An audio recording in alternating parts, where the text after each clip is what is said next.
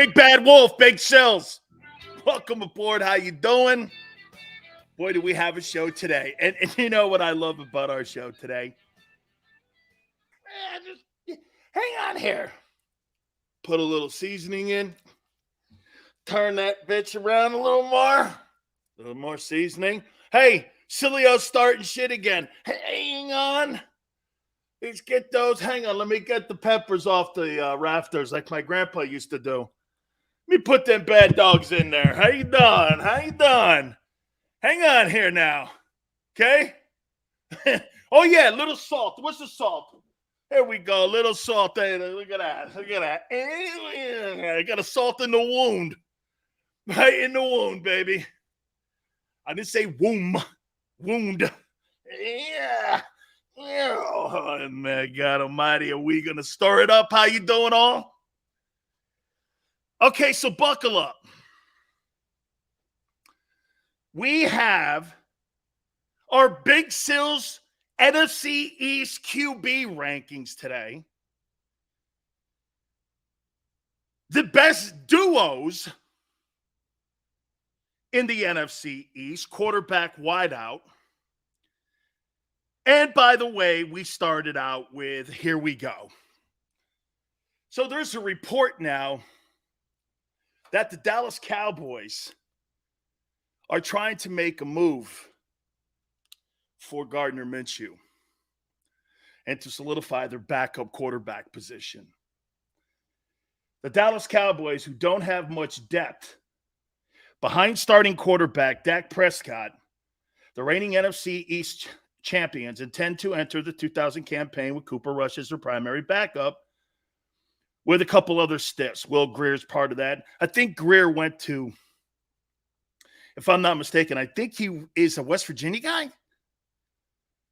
That's why many Cowboy fans and media members are calling for the franchise to trade for Eagles quarterback Gardner Minshew. I know many of you thought when I posted this on my Twitter feed that this was a Sileo special. It's not. I continue. Who could come into training camp to compete with Rush for the backup job. Minshew, 26 years of age. I didn't realize he was that young. Maverick looks like he's 36. Would be an immediate upgrade to the quarterback room in Dallas, according to Rocky Garza. He begged the Cowboys front office to stop wasting time. Minshew could immediately elevate our backup quarterback position, Garza Jr. wrote. And you could move on from one or two of the quarterbacks that you have in your quarterback room that you don't need and open up another position for another spot on the team. He has starter experience, what have you. Tim Haim of Cowboys Country quickly shot down the trade idea, saying it didn't make sense given how Dallas brass have gushed over Rush this offseason. Ham also dropped this interesting nugget about Gardner Minshew's personality. Minshew does not have the best reputation in a locker room around the league. That comes as news to everyone in Philly, Jacksonville, Northwest Mississippi, and East Carolina. Miles Sanders today said that he's an awesome guy. I love the guy. When you have to have teammates step up in an OTAs to verify whether or not you're a good teammate, there's a story out there. Hi, what's up? So, Gardner Minshew being a bad teammate, let me hook you up on this one here. Do I think this is a story? No. Because I'd be a bad teammate too if I was a backup. I don't want to say bad teammate. I'm going to give you a for instance with Big Sills. And I'm going to give you my small world and how you may see this or not see this. So I had a guy starting in front of me.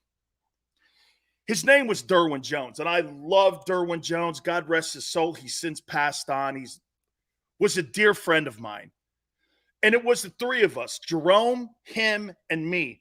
The problem was that Derwin was there a long time before I showed up at UM. I transferred from Maryland to Miami, and everybody loved Derwin. Well, you can imagine I was better, but I let everyone know it. And I let everyone know it. Like, this guy should not be playing in front of me. How many times have I brought that story up with Jimmy Johnson? Dude, I would get the majority of the snaps, make all the plays. They would never in a million years start me until I did one of the most important things in my career at Miami. You know what that was?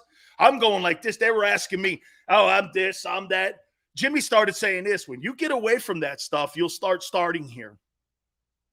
Guy asked me from the Miami Herald a question. Might have been Christine Brennan. She asked me like this. She goes, hey, man, so what's it like to be on this very talented defensive line? Hey, I'm just proud to be here, and, you know, it's all good, and I hope I could be just some, you know, part of this great defensive group here, man. And it was so BS. I didn't really mean any of it. But Jimmy saw it in the papers, and the next day he goes, okay, you're starting. He goes, remember that. And so he wouldn't start me until I acted like a teammate. When you're a backup, man, it's the shittiest place to be when you know or you think you're better. Sometimes you think you're better and you're not. And you have a really shitty attitude sometimes. And I kind of feel for Gardner Minshew. Remember what they told him last year after the Jets game? He asked the question to Sirianni and Howie Roseman. What do I have to do to start here? Sirianni just basically shot him down and went like this. Hey, you can't. Do you know how helpless that is? When you're a backup player, an organization or your coach tells you there's no way you can start here. Be happy you're here. It's defeating. And you're supposed to have a great attitude. You're supposed to be, I don't know, Jalen Hurts and accept it. There's no way Gardner Minshew accepts being a backup the same way that Jalen accepted being a backup to Tua in Alabama. It really does take a different dude to do that. I couldn't. I was a shitty guy like that. Hey, this is BS. I would say it publicly. There's no reason for me not to be starting. I would say that shit publicly. I got 95% of the plays. Made 14 tackles. You got me behind some dude? Why? I'm saying that publicly. Jimmy finally took me aside and said, dude, you need to pipe down or you won't see the field. Do you understand? It used to aggravate me. Okay? It used to aggravate me. Yeah, Chris, he's not going to start in Philly. They'll trade his ass before they end up thinking they're going to put him in as a starter. Okay? Hey, Bob, maybe. He probably kept doing it, sending the reporters over me to see if I would change my tune because it went on for a few games. I'm like, why is this dude starting over me? I don't get it. And then Jimmy goes, well, the reason you ain't starting is because you don't get it. Finally, somebody came to me, may have been Jerome. Dude, you're barking too loud. You're backup right now. I go, backup with 20 tackles in 2 games. Seriously. And Jerome goes, that ain't it. That's not what he's looking for. I said, so he wants me to kiss someone's ass. He goes, yeah, you can't kiss someone's ass for 2 minutes. All right. I did, and I started. I never looked back. So again, hey, man, you know, I mean, I kind of feel for the guy, Gardner Minshew. Because there's nothing he can do except Jalen's bad play to put him in a position to play in Philadelphia. And on top of that, if Gardner Minshew's playing, he won't be playing in 2023 in Philly.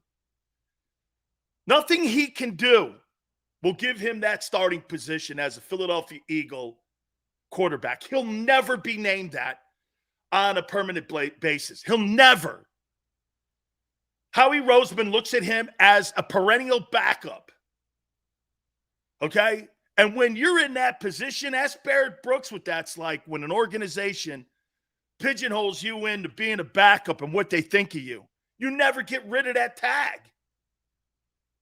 And so when someone says Gardner's a bad teammate, hey, maybe he had a bitchy fit about the fact that he didn't get a true opportunity to win the starting job because candidly, Jalen never fought for that job. It was handed to him. He never had to beat a guy out. I mean, they took the job from Wentz. He didn't beat him out. There was no competition in Philadelphia for that job. They didn't go into training camp and go ahead. They handed it to Jalen. Jalen's actually never competed for that gig. They gave it to him. That's why they're not sold on him. You ever wonder that could play into it too? Jalen Hurts never battled for that job. They gave it to him. He never competed for it. Carson Wentz's poor play gave him the job. That's not really competing. Right? Hey, go to Cleveland. Hey, man, I'll tell you what. The Cleveland Browns are in a really tight spot. It's either going to be Garoppolo or maybe Gardner Minshew. Okay? Lee says Sills comes from real old school football. Absolutely, man. How about those golfers getting suspended? What a non-story for me, Chris. I could care less about a white boy sport like that. I could care less. I like a little diversity in my coffee. Okay? Golf ain't it. Talking about millionaires being suspended so they could play on another millionaire tour? I don't know. What the hell? Hey, get this, guys. Hey, Chris, thanks. He's suspended from this country club, but he can play in this country club. Okay. Hey, you're not allowed on this country club, but you can play in this country club. Oh, great. What a wonderful story. I could care less. Hey, man, thank you so much, Lee. Hey, Lee, do me a favor, man. I don't see you here often. Please hit the like button. Hey, no. I'd like to see Jimmy G go to Cleveland. I don't think that thing's getting swept up anytime soon with Deshaun Watson. I just don't. But to circle back and let me put a period on this story here with Minshew. So if Gardner Minshew's not the greatest teammate all the time, I think you should want that. Nobody likes to be a backup. Hey, I'm really comfortable sitting here on the bench. Thank you so much, man. This is great to be here. Thank you. I don't want that guy on my team. I want a guy competing for a job and playing time. I want a guy to want to play. So if he's not the best, remember something, man. That's just some dorky media guy going, oh, Minshew's not a very good teammate because he wants to play. That guy's never competed for anything except for, guess what? Some debate team. Hey, I had a better debate than Johnny Wigg. Johnny Wigg is a really nice guy, but I thought my debate on global warming was better. Yeah, okay. Didn't you hear me? I debated global warming. Yeah, kid. Okay, you win. Yeah, okay, you win, man. Nick Foles played that backup role well and cashed in big time. He sure did, man. That guy went all the way to the bank like he was Jesse James robbing it. The only difference is that Nick Foles didn't use a gun. Jesse James at least used a gun when he robbed the bank. Jesse James walked in and said, stick up. Nick Foles walked in and went, hey, how you doing? And they gave it to him. Holy cow, man. Like that Brock Osweiler guy getting all that money in Houston. There's another guy that robbed the bank. Oh. Yeah, that's okay, man. Drew, he wants to start. So when you read these reports, and I love, oh, Sileo said it, so it's got to be false. And I posted the story because there's too many stunads. And those of you that are not Italian, stunads is dumbass. Okay? Oh, yeah, Lee, smooth criminal. He walks in like this. How you doing? Head down, hand out. Let me get my paycheck. This is how Nick Foles got his paycheck in Jacksonville. Head down, hand out. Yeah. Same thing in Chicago too, right? How you doing? Head down, hand out. That's a Nick Foles shakedown. Head down, hand out. Oh, man. Right? Head down, hand out. That's the Nick Foles shakedown. Hey, man, I'll go to Philly. It'd be great if he came back to Philly, put up 7 great games, and then hijacked another team. Most notably, Washington. That'd be great. All right, hit the like button. So I saw that story, and I'm like, I don't know if that's really all that bad a thing to say about a guy who wants to play. And it usually comes from stiff reporters that don't know really what they're saying. By the way, my boy Philly 500, 4:30 Eastern Time, hour number 2. We welcome you aboard with us. Please hit the like button. Susan, Kurt Warner had to earn a starting quarterback spot. Susan, he was cut in multiple places. He was cut in Green Bay. I mean, they had Mark Brunell up there. They had Ty Detmer. They had Favre up there. There was a boatload of quarterbacks in that quarterback room, and the guy they cut was Kurt Warner. Hey, Kurt Warner, Brett Favre, Ty Detmer, Mark Brunell. They were all in that room. I think Andy Reid was the quarterback coach of that room, too. We hate the Giants more. Deshaun's lawyer is a stunad. Absolutely, he's a stunad. I tell that guy, shut your hole, guy. You're killing me. Seals, are you moving back to Philly by the time the season starts? Hey, are you moving back to Philly? I love how you feel. I love how you feel how I was born in South Philly. I love that.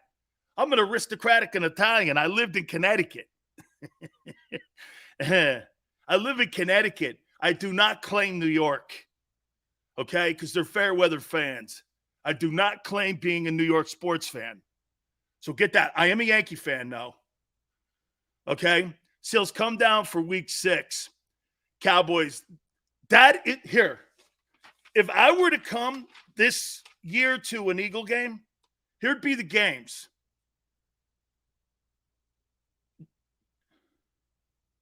Jags at the Link. Xander, get a list. Jags at the Link. Cowboys at the Link in week 6. Commander Wentz, week 10 at the Link. Packers at the Link week 12. Those would be the games that I'd want to go to. You know that Vikings game, man, with Justin Jefferson, that would be pretty good too. That first couple games, man, those first 6 games, that's going to tell us a lot right out of the gate. Dude, that's great. Okay. Hey, man, Xander just said it. Okay, you guys are going to pick the game. I'm going to do that, Xander. As we get closer to September, you guys are going to pick the game. And they're going to fly me in. And we're going to tailgate, and we're going to have an absolute massive get-together. Have no idea where. I'll figure a place out. Okay? Dude, the guy Geno's really loves the show. Okay? The guy Geno, the guy that runs Geno's and owns the place, man, he follows me on Twitter now. It's like, dude, you're legend. He goes, I'm listening to you as much as I'm listening to WIP now. I'm like, that's crazy great. Thank you. I say, I understand why. They're getting rid of all the good talent over there. Manster, I'd love that, man. Is there a Hooters in Philly? Oh, my God, don't tell me that. Dude, if there's a Hooters in Philly, drinks are on big sills. Oh, my God. If there's a Hooters in Philly, man, that would be a given. All right. Let's get into the topics here, okay?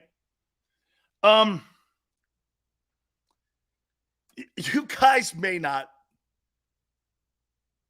like my list here of the NFC quarterback power rankings, according to Big Sills here. Okay. Follow me here. Number 4, Daniel Jones, New York Giants. Number 3,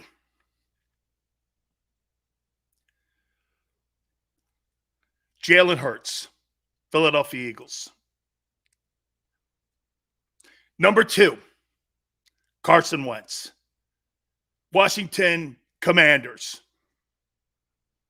And number 1, Dak Prescott.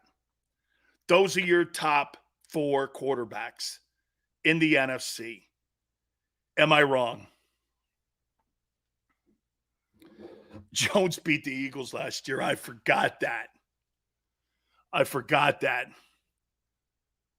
Dak, Wentz, Ty, Hurts, Jones. King of Prussia's got one. Stir the pot. Kevin, is that what you... Oh, my God. Stop it, Sills. Wait. Your top 2 are chokers. Well, what's Jalen won? These other 2 guys at least put up passing stats. He hasn't put up any passing stats. These guys have put up passing stats. 2 of these guys in the front, 1 and 2, have put up 4,000 passing yard years. Now, can Hurts, by the end of the year, maybe be number 1? Maybe. I don't know. Right now, he's not. You don't really think that Carson Wentz is a better quarterback thrower of the football than Carson Wentz is. He may have better football protection, and he may have other assets like running with the football, but that doesn't make him a better passer. He's not. Carson Wentz's numbers prove it. Why are you dismissing facts and reality and truth? Okay? Can Wentz stay healthy? Well, I think he stayed healthy last year. Going by numbers. That's it, Chris. Okay? Going by the numbers. That's all I'm saying here. Can Wentz stay healthy will be an issue. He's the best left-handed thrower than Jalen. What about Carson Strong? Never heard of him. Hurts is last. You think Daniel Jones is better? And I can't go there, dude. I can't go there. They're trending in different directions. Carson is not 4. Why would he be 4? Why would he be 4? Here's Xander. Can he win a game that means more than regular season? 0 playoff wins, lost to the Jags to clinch playoffs. That's embarrassing. Not a big-time quarterback. Who said that I thought that he was? I said he's better than what you have. That's what I said, because your guy hasn't done shit either. Okay? I never said he was. You're assuming that.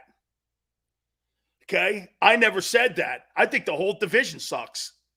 When it comes to quarterbacks, the NFC East, in my opinion, sucks. It's not very good. Look at that AFC West. You could throw a dart and win with any one of those guys. Here, let's take a look at that. Let's see if Big Sills is just talking too much trash here. Carson Wentz stats.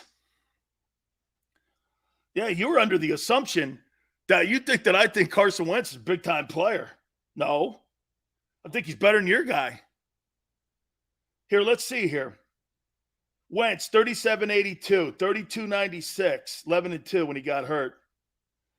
3,074. By the way, he's 44-40 as a starting quarterback in the NFL. 4,039. Last year in Philly, 26-10, 26-20. Last year, 35-63. Touchdowns, 16, 33, 21, 27, 16, 27. He's got 100. Carson Wentz has 140 touchdowns in 6 years. Wait a minute. That can't be right. What are you, crazy? That can't be right. That can't be right. 140. So Carson Wentz averages 24 touchdown passes a year. I don't know.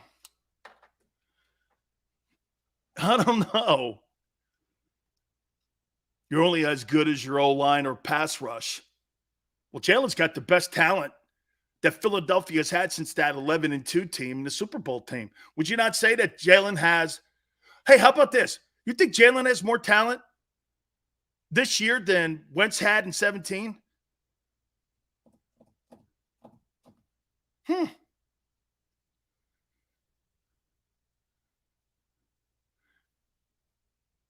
I'd say Jalen has more talent.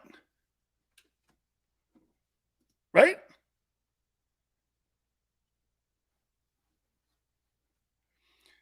Xander goes, right now, you prefer Wentz with this Eagles roster over Jalen Hurts?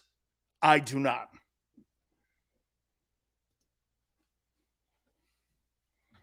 This offense fits Wentz more than it does Hurts. You drafted two, or you traded for one guy for $100 million. You had another guy, first rounder. You got a quarterback who can't find him. And the passer is the guy in Washington, not the guy in Philly.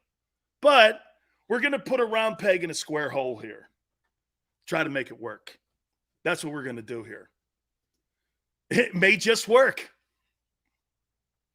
That guy shriveled up like an effing shrimp in Philly. You're in fairy tale land. All right. Let me see that fairy tale land. I'll show you. Can I show you what a fairy tale land is? I'll show you what a fairy tale land is. Let me show you what a fairy tale land is. Yeah, I got to do it again.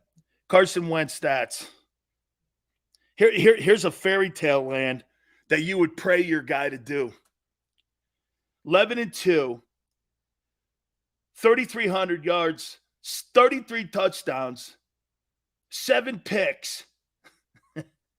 A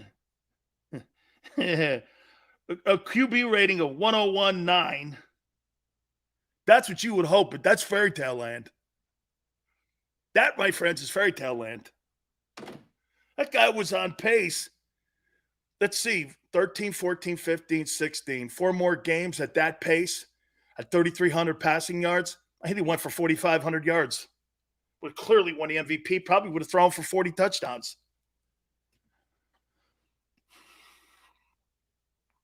Can you imagine Wentz with this O-line? Look, dude, let's be fair here. That guy's got a lot.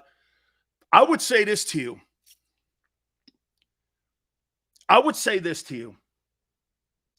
Who do you think has more pressure this year going into the 2022 season to win his job? Jalen or Wentz?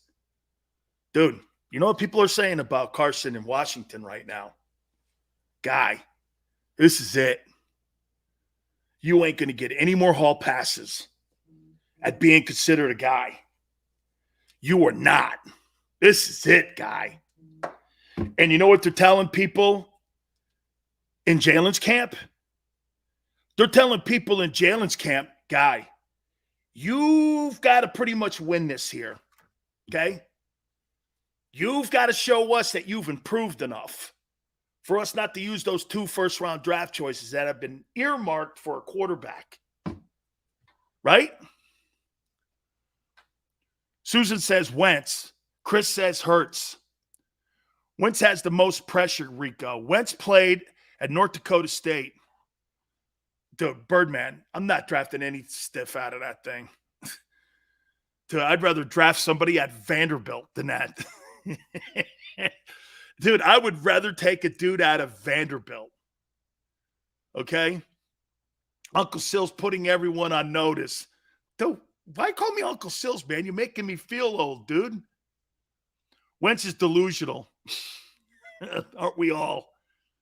Hurts for Philly, but Wentz has to win to prove he can be in this league. Randall, I think he's got to prove that he could be a starting quarterback at a franchise and be considered still a guy that could carry a team across the finish line because, quite frankly, he hasn't carried a team across the finish line yet. Gets knocked out of the playoff game against Seattle. He gets banged up in that Rams game. Somebody else has to drive the Mercedes to the wedding. You know what I'm saying? Dude, somebody drives the Mercedes to the wedding and your old lady's in the car and you're not in it. And he ends up marrying her. That's not the way I want to be remembered on my marriage night. Hey, here's Carson Wentz's time in Philly. That would aggravate me. That I did all the work and this guy walked across the finish line and married my old lady. I'd be like this. Jesus criminy, man. I wouldn't lift my head up in Philadelphia. That Super Bowl ring would be locked away in the safety deposit box. I could not wear it. Hey, here's my Super Bowl ring. Oh, is that the one Foles got you? Oh, I did play 13 games that year. Hey, yeah, okay. Well, I remember the Philly special. I don't remember the 13 games. That's pretty right? As great as that guy played that year, everyone does this. Yeah, but I remember the Philly special. And they killed the Patriots. Dude, I don't care what you – hey, you played great. Wonderful. Great. Wonderful. That dude over there won it, though. That sucks. This guy lifted all the weight. And the other guy walks in, gets his old lady and marries her, walks her to the altar. Not good. Oh, man. Wentz should sell the Super Bowl ring to charity to somebody in Philly. I'd love that idea, actually. Here, this goes to the homeless because I won't wear it ever. Oh, man. Like Shady's ring in Kansas City. Yeah, and then he turns around and talks shit on him, right? Dude, I do think Wentz has the most pressure. Well, Wentz has proven he can play, though. Jalen really hasn't. He kind of has. You know who I compared Jalen Hurts to right now? Let's see what, hey. Do you know? Do you know who I compared Jalen to? Tyrod Taylor. Jacoby Brissett. Guys like that. I don't see anything else other than that. And I'm not the only one saying that. I mean, when you have to say this, what were the biggest criticisms of Carson Wentz compared to the criticisms of Jalen Hurts? Here, correct me if I'm wrong. Don't hold on to the ball too long, guy. Throw the ball away. Slide. Okay? Slide. Throw the ball away. Don't take freaking sacks. Okay? Be a better guy in the locker room. Go up to a guy if he's hurt and say, how you doing? There's nothing wrong with that. Here's what they're saying with Jalen. Got to be more accurate. It's got to be a better progression reader. They ain't saying that shit with Wentz. That's not problems. I'd rather have a little bit more of Wentz's deficiencies than Jalen's. Not accurate, can't throw a deep ball, and has trouble with progression reading. That's a lot to chew on if you're a coach and a coordinator. Carson Wentz, on the other hand, dude, throw the freaking ball away. Who cares it's third and long? Punting is part of the game too, Carson.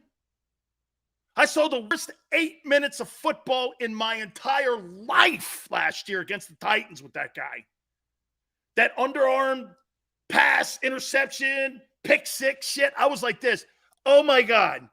I never saw a quarterback play a worse 6 minutes than that. But then I turn around and watch him against the Buccaneers and go toe-to-toe with Brady. You're like, Jesus. I'm like, you're kidding me. How can you be like that?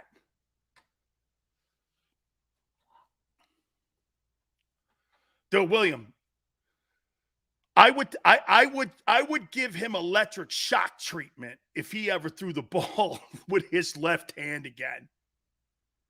Okay? I would give him electric shock treatment. Are you kidding me? I saw him do that. I was like, what's the point of that? And that's why Jim Irsay's like this, all hopped up on his pills and drinking and all his money. Hey, get that guy's ass out of here. You know, Jim likes to party. How you doing? Jim Irsay's the only owner I've ever seen in the NFL to have open pill bottles of oxycodone, $35,000 of cash. And when somebody asked him about it, he goes, I don't know. And everyone went, oh, okay. Yeah. If that's me or you, they're like, hey, come over here. I got a little word to you here. Where'd you get those pills? Where's the prescriptions? They're my boy. Yeah, man. Hey, trust me when I tell you.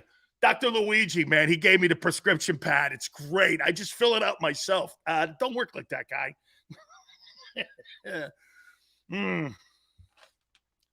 Yeah. Okay. All right. Hit the like button. The best NFC East duos. I want to hit on those. But I tell you about my friend John Morgan and Morgan & Morgan, where the fee is free. If you are hurt or injured on the job, finding that attorney for you and your family is one of the most important things that you can possibly do on getting compensation for you and your family. For the people, I tell you this all the time, and I want you to know this. This is not just some dorky slogan John Morgan came up with. This is something that he and his wife started over 30 years ago, and it's a passion of theirs. It's who they are. I've known John myself for 25 years.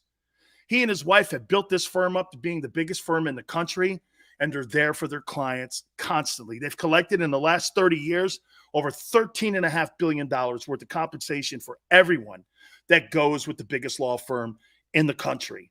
There's no such thing as a fender bender at Morgan & Morgan. This is not what it's about here, okay? Over 800 attorneys strong across the country in offices in Philly, New York, Florida. They're there to serve you. Look, call them 800-512-1600. The call's free. The consultation's free. That's 800-512-1600.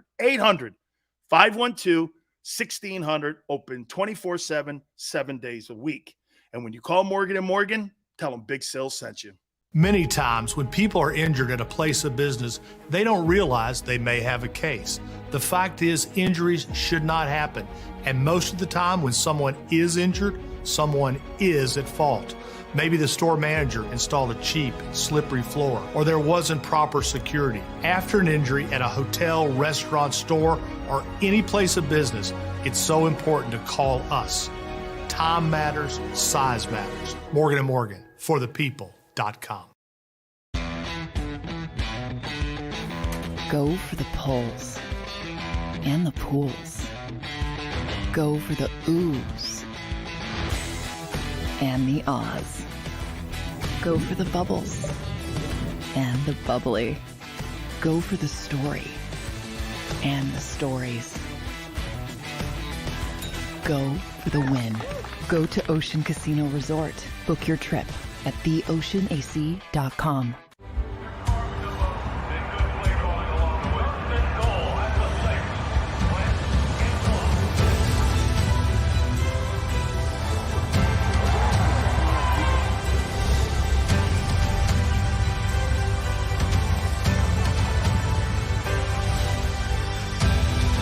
On the field of life, First Trust Bank is there for you.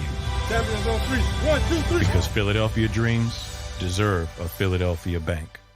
At Stateside Vodka, every new customer gets the world's best rocks glass, free. You're telling me that bottle is cut in half? You could say that.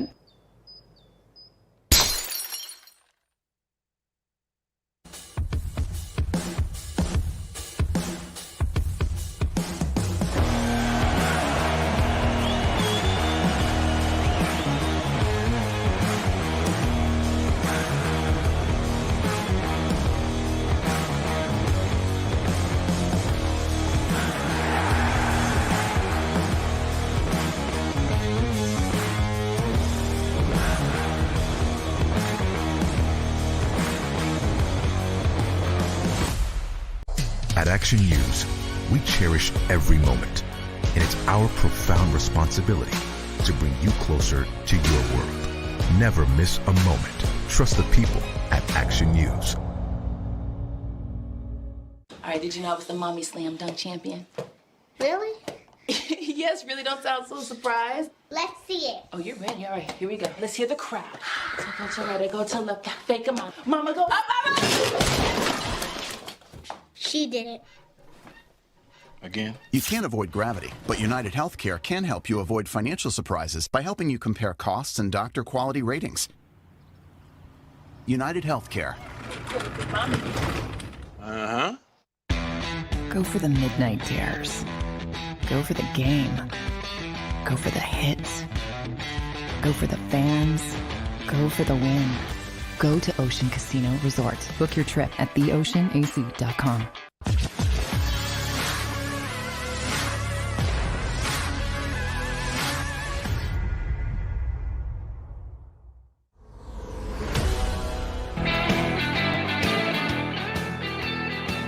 I told them Big Sil sent me. They sent the cops to my door. Hit the like button. You guys are ridiculous, man. Thank you so much for coming aboard, man. Yeah. Hey, tell them Big Sil sent you. They hung up on me. Oh, man. Oh, man.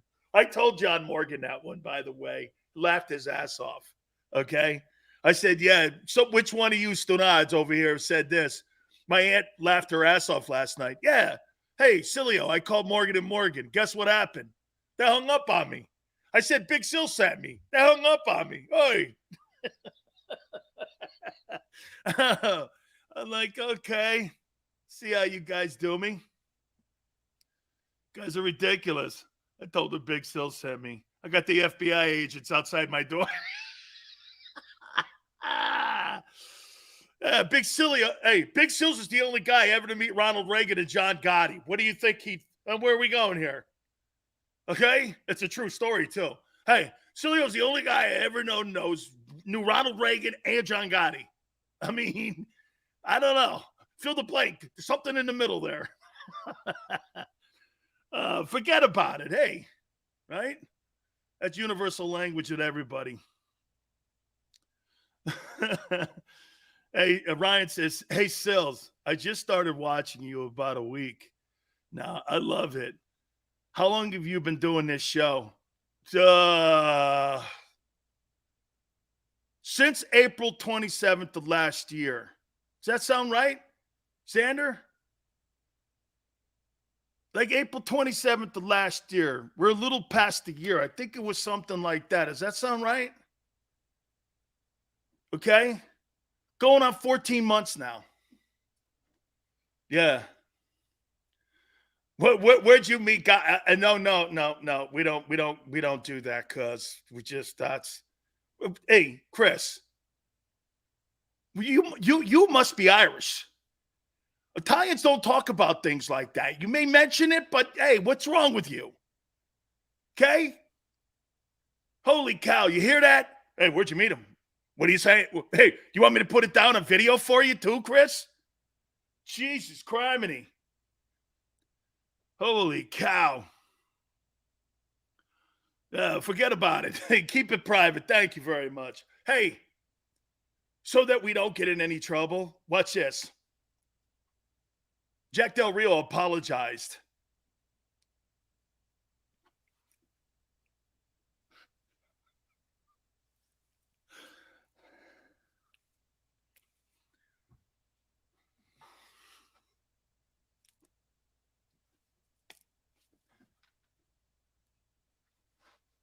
Wait.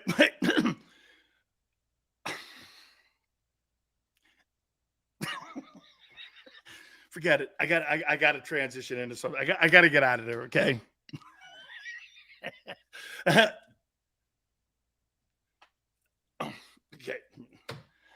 And move on there. Don't want anybody getting mad at me. Xander's in the background going, you know the guy in the aircraft carrier? When he's going like this, and Xander's like, pull up, don't land it. Pull up, Sileo, Maverick, Goose, not working. Oh, right? Stick to sports, Sileo, just dribble. All right, let's move on here. Hit the like button. We appreciate it. Don't forget my boy Philly 500 in hour 2, 4:30 Eastern time will jump on with us. Seal's going to hurt people's feelings again. Edge, ye of little faith. Okay? I mean, really, why do you think I'm hurting people's feelings here? Oh, hey, and always remember, Edge, I picked you to win the NFC. Some of you think it's set up so I could take shots at you in the ribs. the whole way through the season. That's not how Big Sills does things. I don't set up things. I'm not a king of content. That's not what I'm doing here. I picked you legitimately to win the NFC, even with your guy. Can't fault me there. Sills, you're a slickster. I am not a slickster. I'm not. Hey, you think I'm smarter than I am. I'm not that smart. Sills, you only state the truth. Brilliant moves. It's not a move. It's not a move. Okay? Sileo's a stick-stirring champ. Thank you. When you speak your mind, you're bound to hurt some feelings. Hey, Savvy, when I speak my mind, I'm about to get fired.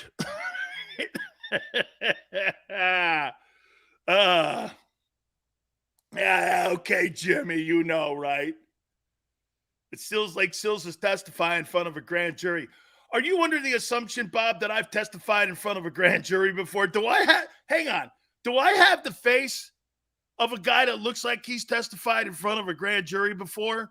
Now, do I have a last name that sounds like it's been in front of a grand jury? Who do you think I'm, Deshaun Watson?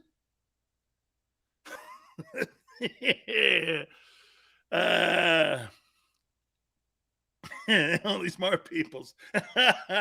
Birdman. You guys are just tools. You guys are, man. Xander hates Carson Wentz because he's soft. He does. All the stuff he says about it, it's kind of like fill in. It's like, it's like the cannoli, the middle.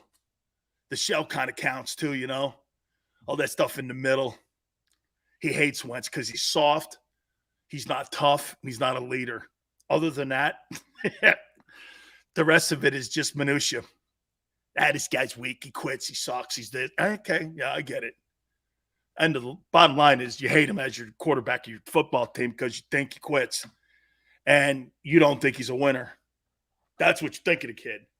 And the reason you like Hurts more is because you think Hurts is a winner. I do too. Okay?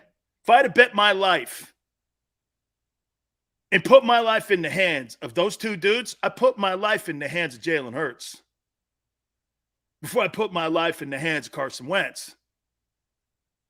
That may be completely wrong because I don't know both men.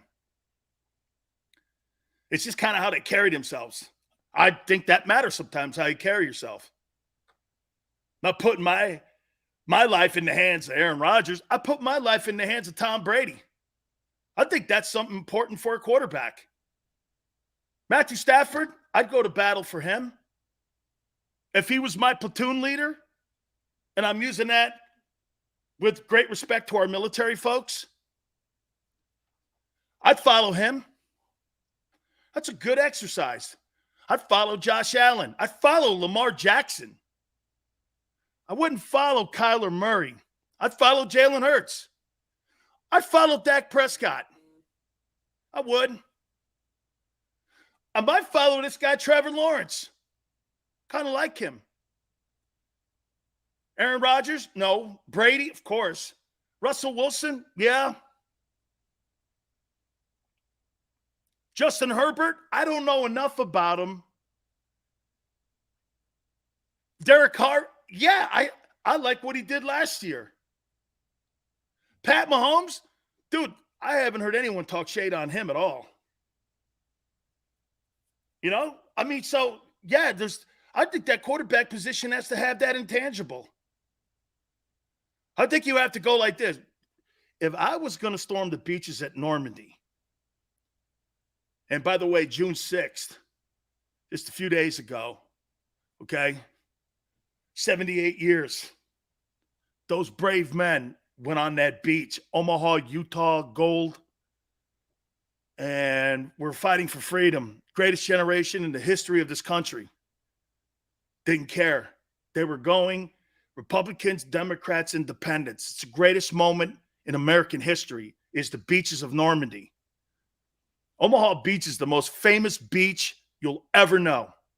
American blood and guts and glory and freedom all on the beach that day. It'll be stained forever with pride. That's the greatest beach. And I kind of translate men like that. Would I go on the beaches with a dude next to me, like those men went on the beaches with one another? It's a mentality you have when you're a football player or you're an athlete. Do I want to get my teammates back? Jalen Hurts exudes that. He does. There's no getting around that. He exudes that. Wentz has to prove that. Dak has that. Daniel Jones is still figuring out how to be a pro. Okay? Big Chris, opening scene of Private Ryan's one of the greatest scenes I've ever seen in motion picture history. And what I love about Spielberg and what he does, the same thing that he did when he was shooting Schindler's List. That guy actually has a camera in his hand, and they're not standing cameras. He actually is walking around with it himself and getting up and down, giving perspective. That's his view. Otto Preminger had it when he was a director. Spielberg has it the way he does it too. It's one of the greatest scenes of all time, in my opinion, The Saving of Private Ryan. And then that whole thing when you're there at the cemetery there in France, tremendous. Dude, just one of the greatest moments of all time. But again, tying it back in here, Jalen's got that kind of intangible that I really like in a man. Certain dudes, man. There's just certain guys. All right. Let me get into this here. Actually, should I save that to the top of the hour here? The NFC East best duo. I think we're going to do that here. Let's read some of the things here. Opening scenes of Private Ryan was fantastic. It was. Strong mind will get you further when you rely on your brothers. Absolutely, Jimmy. It's like after Wentz got shot, now he's not a leader, but has averaged 100 kills a day. Hey, name. He's actually put up really great numbers, Carson Wentz has. He's actually got a winning record as a starting quarterback in the NFL. You want to hear something crazy? Carson Wentz has a winning record as a starting quarterback in the NFL, and Matthew Stafford doesn't. Okay, he's under 500. Birdman, I don't think he plays like a fool all the time. I think he has foolish moments in games and stretches that are just you just don't know where it comes from. Like, I mean, I'd rather have him throw the ball like away. What's up, Big Sills? Never miss. Keep it going. Never stop. Thank you, Jeff. That's a really great compliment, and we so appreciate it. Birdman says, Hurts will prove all you haters wrong. Is it really hating when you tell the truth? Is it? How can that be hating? I mean, even you don't think he's a starting quarterback in the NFL the way the league is today with throwing the ball. Here, listen. The reason why I think you guys think it's hating is because it's this. The Eagles do not take advantage of today's NFL rule book like every other team does, or trying to. Throw the ball down the field. Jalen Hurts is never going to get a deep pass when it comes to pass interference on his side. Why is that? Because the referees know he's not very accurate anyway. In pass interference, the thing's going to be uncatchable most of the time. So the refs aren't going to give him the benefit of the doubt until he proves that. That's fact. That's not hating. Am I wrong when I say that? If Jalen Hurts throws a deep ball to Devontae Smith and there's some pass interference, but the ball's overthrown, the referee is going to go like this, uncatchable pass. Or he's going to side on the side of the defender because Jalen's not a deep passer. He's not shown it yet. Now, all of a sudden, you start looking like Kurt Warner, the refs are going to start doing this. How many times do you see Brady or Aaron Rodgers throw the ball up in the air? They get that called 90% of the time. It's almost dude, if I were an NFL Kirk Cousins, if I'm Kirk Cousins, it's 2 minutes left in the game, I'm chucking the ball down the field. One of those 4 passes, I'm going to get PI, an automatic first down, and possession at the point of the foul. I'm going to throw the ball up 4 times. You can't do that in Philly. That's not taking advantage of the rule book of today. That's what I'm saying. You don't have that luxury yet. You haven't built that equity up with that offense yet. I don't care who you have a wide out. Derek Carr gets that luxury. Justin Herbert's going to get that luxury. Jalen Hurts is not going to get that luxury, especially in a division that they got maybe the most mediocre quarterbacks. I would say the NFC South, too. That division's probably worse than the East. Okay? But the NFC South, you got Brady and then who? Sam Darnold. I mean, look who Tom Brady's got to play against this year. Sam Darnold, Marcus Mariota, and Jameis Winston. I mean, I thought he had a yellow brick road when he played in the AFC East when he was in New England. Dude, are you kidding me? Hey, Xander, the West of the SEC has a tougher schedule than Brady in the NFC South does. You're playing Marcus Mariota, Sam Darnold, and Jameis Winston. That's who Tom Brady's got to go against. I'll take that I'll take that with Brady at 50. Carson Strong, good night. Why is it so that the backup quarterback's the most popular guy in Philadelphia? There's Minshew and Strong love. Gotta love it. Hey, Carson Strong. Be lucky. Hey, Carson Strong would be lucky to be on the Rocks XFL League. How many times Hurts looking rolls right and then he runs it? Rather have Minshew. There you go. This is going to be Hurts' first year with the same coordinate. Oh, my God, Zach. See what Zach's saying here? Zach. Dude, he had Steve Sarkisian, who's, by the way, at OTAs, Nick Saban, Lincoln Riley, Doug Peterson as his coaches. It's not like he's been around stiffs these last couple years. Joseph says Jalen Hurts is the quarterback of the Philadelphia Eagles. Facts. And until he proves he can't do the job, I will support him. Okay. What kind of take is that? By the way, thank you, Joseph.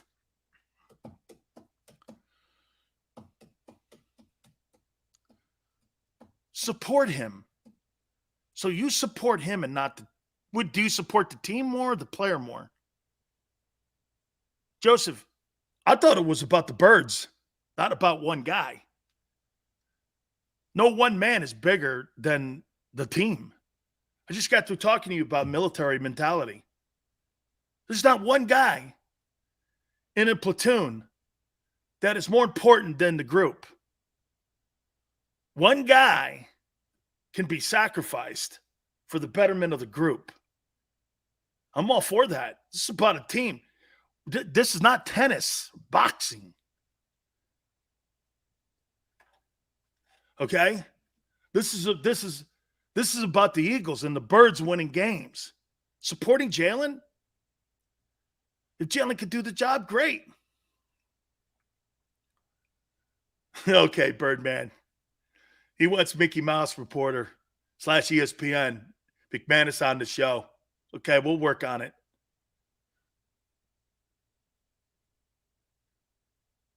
Sills, doesn't Hurts resting mean Minshew gets a ton of reps? I don't think they're practicing anybody.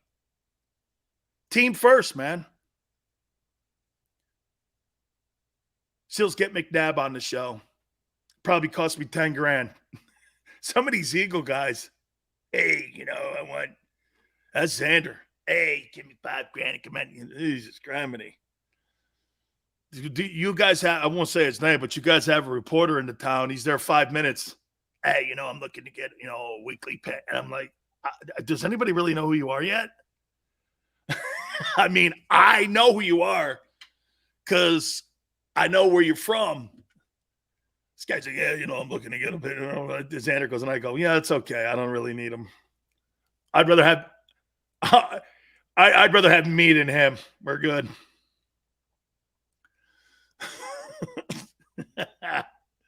It's Sal Palatone. No. Sal's good, man. Me and him are boys. Sal's actually a military guy, too, man. Me and him are boys. I like Sal. All right. I'm going to give you my top NFC East duos. Also, bottom of the hour, our boy Philly 500 will join us. We'll get his spin on some stuff as we get ready with the 90-man roster. We got training camp July 26th when the Eagles show up to camp. Not that they're going to practice a lot, but we got it going on there. So much more to hit on here, man. You guys have been absolutely great. Please hit the like button. Hour 2 coming up. Keep it right here on the National Football Show.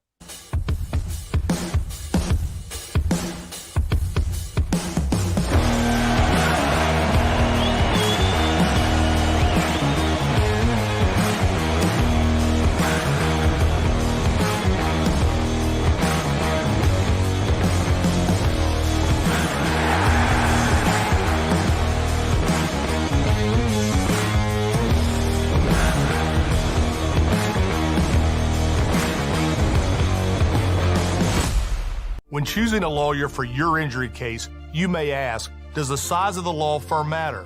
Well, of course it does. The insurance company, they're huge with unlimited resources. And whether your case is big or small, they're built to bully you out of the money you're owed. But here's the good news. We're big too, the biggest actually. And we're built to fight to make them pay for all that was taken from you. Size is our strength. There's only one Morgan & Morgan, forthepeople.com.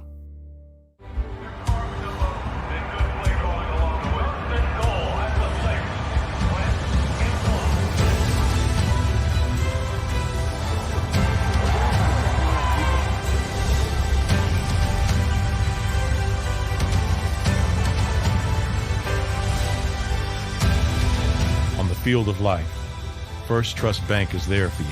Champions on 3. 1, 2, 3. Because Philadelphia dreams deserve a Philadelphia bank.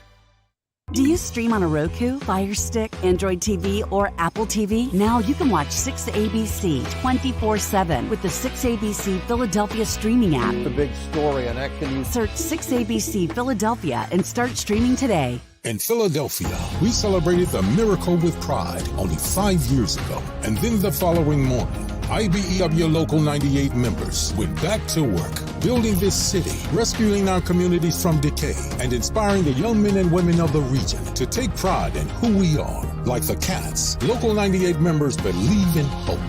To learn more about who we are, what we do, and career opportunities with Local 98, visit us, IBEW98.org. At Stateside Vodka, every new customer gets the world's best rocks glass. Free. What's that? A rocks glass? You're telling me that bottle is cut in half? You could say that. Holy shit. And you're telling me I can get one of these glasses for free? That's right. 1 free rocks glass per customer with each first-time purchase of Stateside Vodka. So good, it just disappears.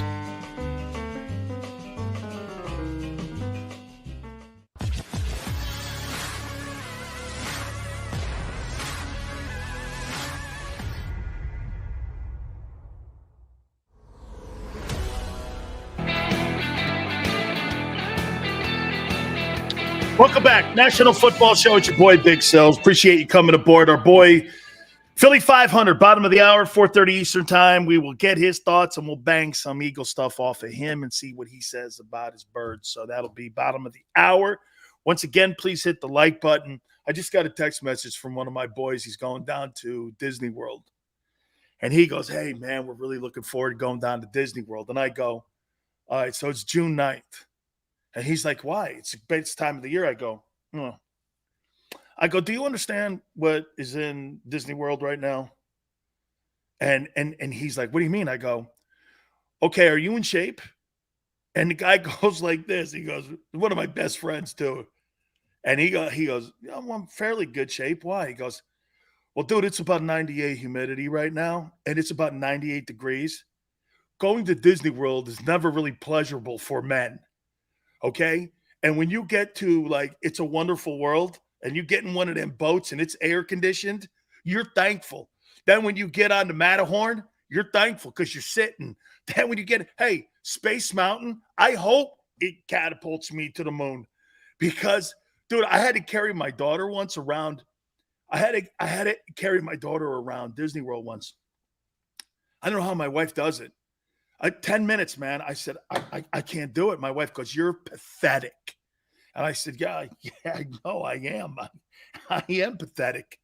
I couldn't do it, man. She's carrying the kid around, man. Finally, we got to the jungle stuff, man. We're sitting on a boat. I was so thankful. I was almost going to throw myself in the lake. It was so hot. Oh, my God, did I hate. I've been 100 times to Disney World, at least 100 times. I worked in Florida for years, and they gave me free passes. So I've been to Disney World like 100 times. And I won't lie to you. I probably 50% of the time I enjoyed it. The rest of it, man, my friend's like, it won't be that bad. So I guarantee he'll be texting me in 2 days going, oh, my God, I can't move. Dude, it's ridiculous.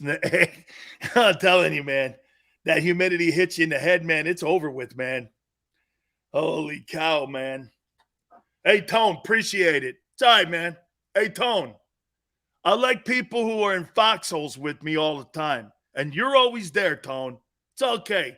Xander Balin, it's all right. All right. Hey, that's all right. Tone, welcome aboard, dog. We're good. Okay. Tone, it's all right. You know, I was just talking about going to battle with people. I was just talking. Oh, dude, I am pathetic. It's pathetic. Okay? It's pathetic.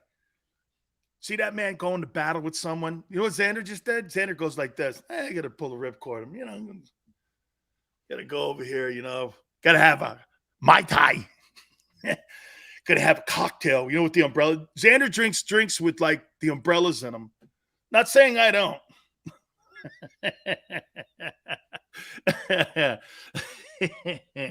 All right, man. Hey, guys, please hit the like button here. My boy Philly 500, bottom of the hour. I have written down, and for the record, I didn't put the Giants on this list because I don't really think the Giants have a good duo. I actually think that the Giants' offense is pathetic, and that includes Saquon Barkley. Here's something for Barkley. Dude, be healthy. How do I know what kind of football player you are if you're never healthy? Well, this guy's got great ability. I don't care. Ability and potential is the most overrated word used in professional sports, especially when you don't fulfill it. You know? Especially when you don't, man. It's not good. I don't care how good they say, well, this guy Barkley, man, he was just this and that when he was at Penn State. I'm like, okay, great. He's been injured the last 10 years. He's been in the league. At least it seems that way. J-Jaw cocktails. I'm not even sure what that is, nor do I want to know. Hold my beer. I never had the Stunneens to do that one. Hold my beer for me, will you? Oh, maybe I have. Maybe I did that once. Hold my beer, and I think I whooped a guy in a bar once. Maybe. Hard to make the club in the tub. Tone, tighten it down. Way to go. Yale. All good, man. Tone, way to tighten it down, bro. All right, here we go. Ready? The top duos, quarterback wideout in the NFC. You ready? Number 3. Jalen and A.J. Brown. Number 2, Wentz and Terry McLaurin. And 1, Dak and CeeDee Lamb. Are my rankings wrong? Are my rankings wrong?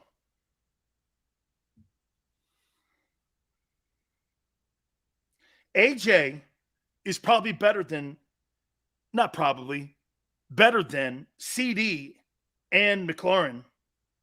But Jalen's not better than Dak or Wentz as a passer. So you got that dynamic. You have the third best quarterback in the division and the best wideout in the division. Could change, Sydney. Yes. Yes. But I'm talking kind of like today. Jay, NFC East. Zach's like so wrong. Birdman, it could change, but right now it hasn't. It can't change. Got to go by what he's done. See, don't talk about what you think he's going to do. Talk about where they are right now.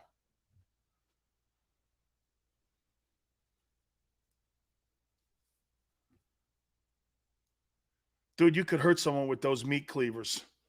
I mean, these bad puppies, dog. 22-inch pythons. When you come in for big sales, you're coming for a nightmare. Always remember that.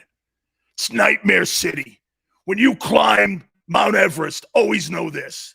Sills is waiting at the top like he's King Kong, and King Kong ain't got shit on me.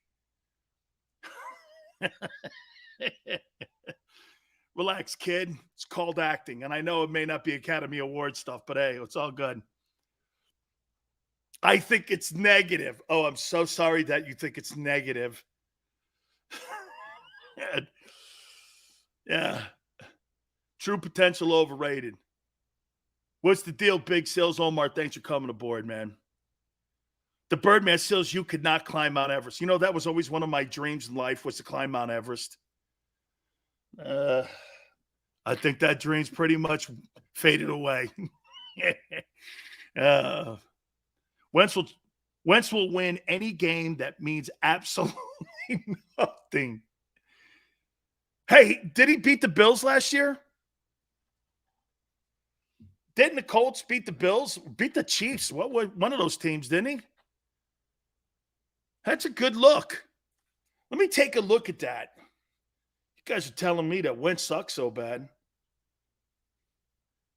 2021 Colts schedule. Let's see here. 2021 Colts results. Here we go, right here. Here we go. Okay. Let's see who Carson won against last year. So, they beat the Dolphins. Had a winning record. Let me get my glasses.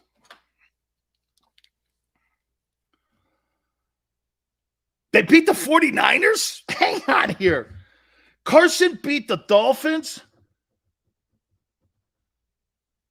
The 49ers.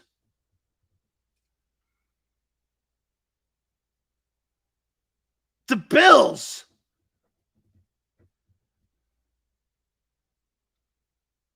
The Patriots.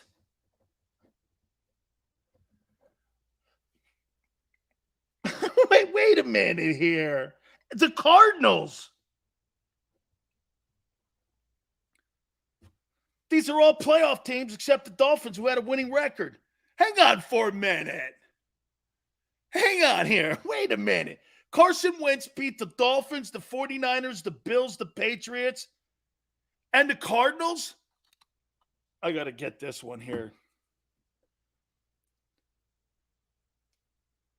The Philadelphia Eagles 2021 results. On August 12th, let's see here. Here we go.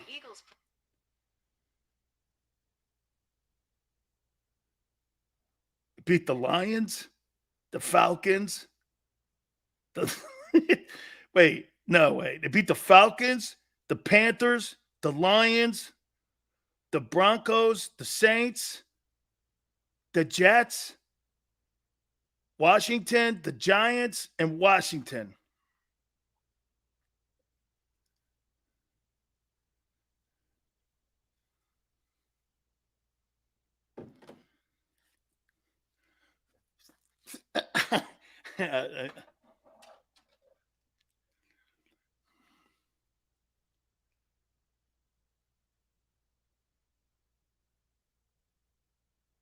Tone.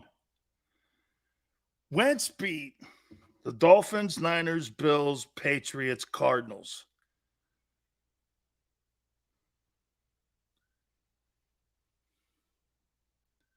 Wentz did not do shit. He's the quarterback. He gets the credit and the blame.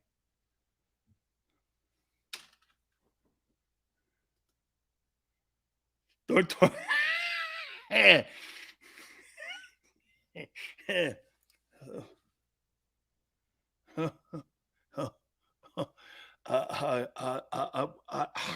I'm speechless here.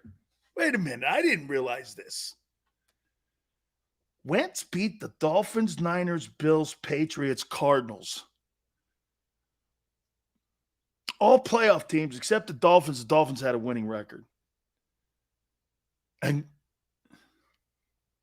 you get mad at me when I put Wentz ahead of Jalen, 27 touchdowns, 7 picks, 3,500 yards, 3,600 yards, 94 quarterback rating, 9-8 last year in a very tough and competitive NFC or AFC, excuse me.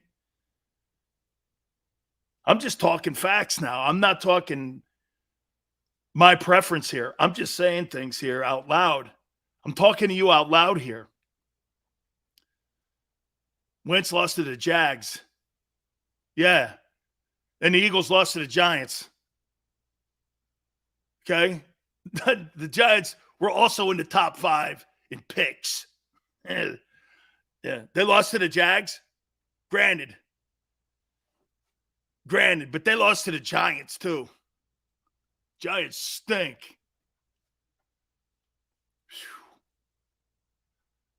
Whew. Ooh. Man. Caitlin's like, I'm unsubscribing now. Wait a minute. I'm just asking you here. Holy cow. Boy, people go, has he blocked me? I'm subbed to his channel. Yeah. Oh, my God. Hurts beat Trevor Siemian, Garrett Gilbert, Jake Fromm, and Tyler Heineke.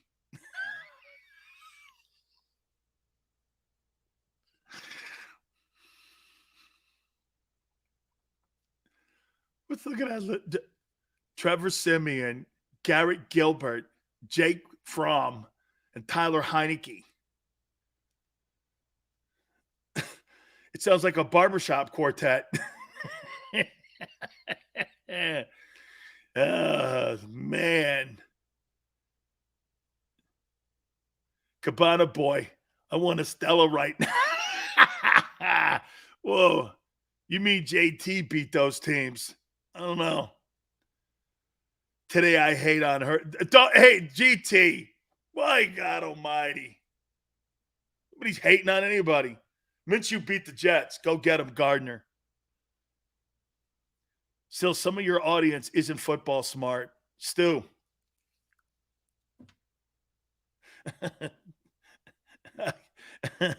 Some would say, hey, Stu, some would say that Sileo's not football smart.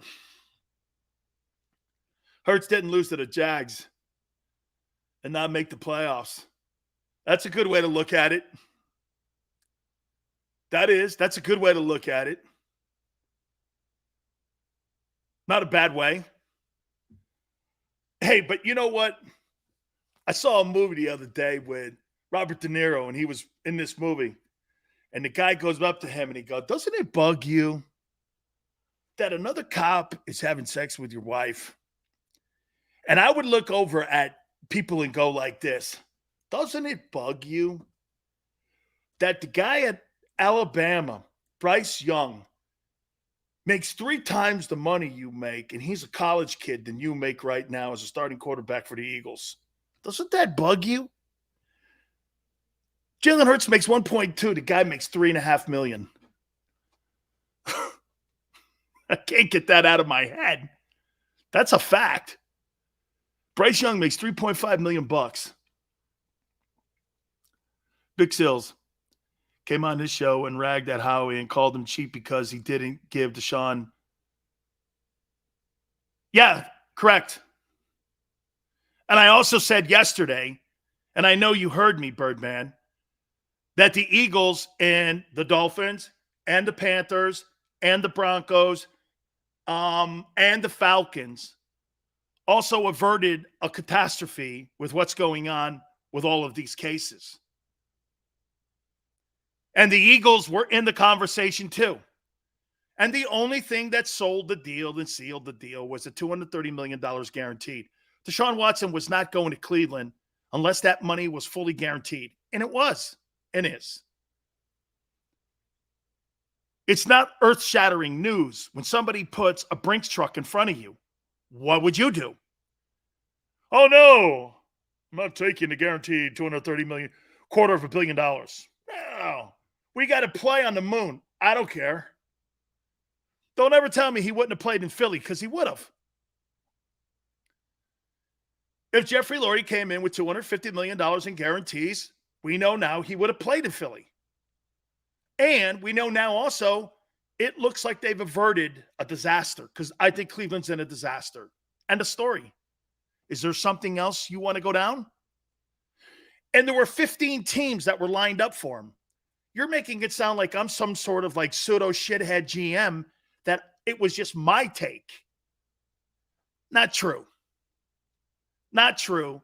And not presented truthfully. Edge, it's not about being right. We were right. Cleveland changed the game with the guaranteed cash. We had a guy who covered Houston sports for 50 years say he'll never play in Cleveland. Next week, he plays in Cleveland. Jesse, bullet dodged. I agree. I said it yesterday at the top of my show that the Eagles and the rest of those teams, 66, let me tell you this right now, 66 issues you have with women in the environment of today.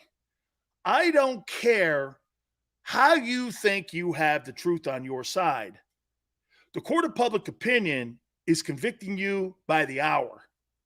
And if you're the Cleveland Browns, I don't know where you go with this. He ain't playing this year. Okay? He ain't. And now the Texans are being thrown into this as being complicit in this story. Dude, it's getting bigger, nastier, and uglier for the league. There's no way he goes into training camp in July on the active list. No way. No way.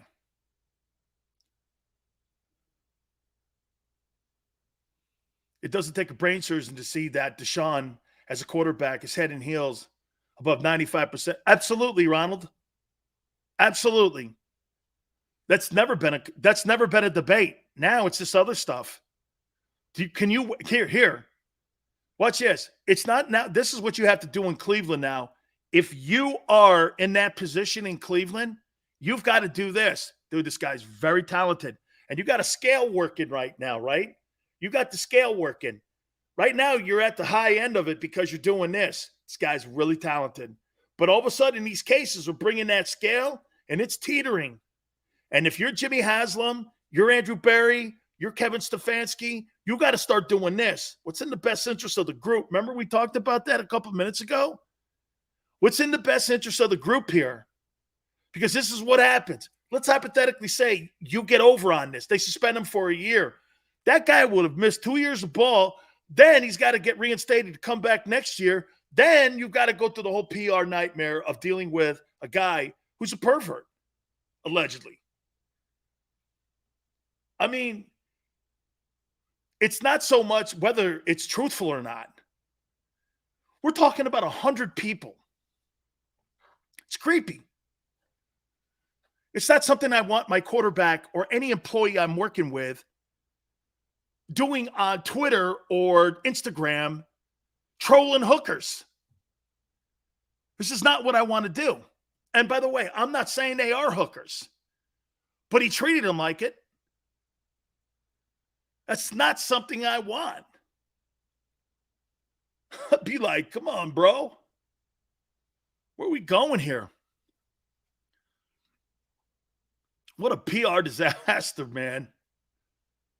The Shield will not let a quarterback with this going on the headlines of team. You're damn right. There's no way he's going – the Browns, let alone a team like the Panthers or the Jags. I'm not saying they'd even allow that, but the Browns? No way. No way. Omar, he may have the truth on his side. But what the hell does that matter? Okay? I mean, what does that mean? I mean, what's he doing? So, like, he's practicing and trolling for whatever. Bob says Hurts and Wentz were both in win and you're in games. Hurts delivered. Wentz didn't. When has Hurts delivered? Hurts supported Tua. Wentz ragged on Foles. Character matters. Dude, you make it sound like Jalen Hurts is winning all these important games. He ain't won shit yet. Playoff game, he got annihilated. You had an announcer in the Fox booth screaming at him, throw the ball. I was like, I thought I was watching a practice on the NFL Network. Hey, throw the ball to the right. That's the only thing Aikman didn't say. Throw the ball to the left. He was saying, throw the ball, throw the ball, throw the ball, throw the ball. Quarter and a half he did it. I've never seen an announcer screaming at a quarterback before. Zach goes, what playoff game has Wentz won? You're not under some impression that Jalen's got better numbers. Let's see. I mean, I'll tell you what. Last year he beat the Dolphins, 49ers, Bills, Patriots, and Cardinals. I don't know. That's pretty good there, man. I don't know. Hey, I'm just saying here. I saw my boy Philly 500 over on my Twitter page. Hit me up on the Gardner Minshew. I got to get that up here. Let's bring in my boy here. Philly 500 here. I got something here for you, brother. By the way, please hit the like button. So I want to show you this here. You're going to dig this here. So obviously, as you know, we got a billion haters, you and I out there. Oh, sure.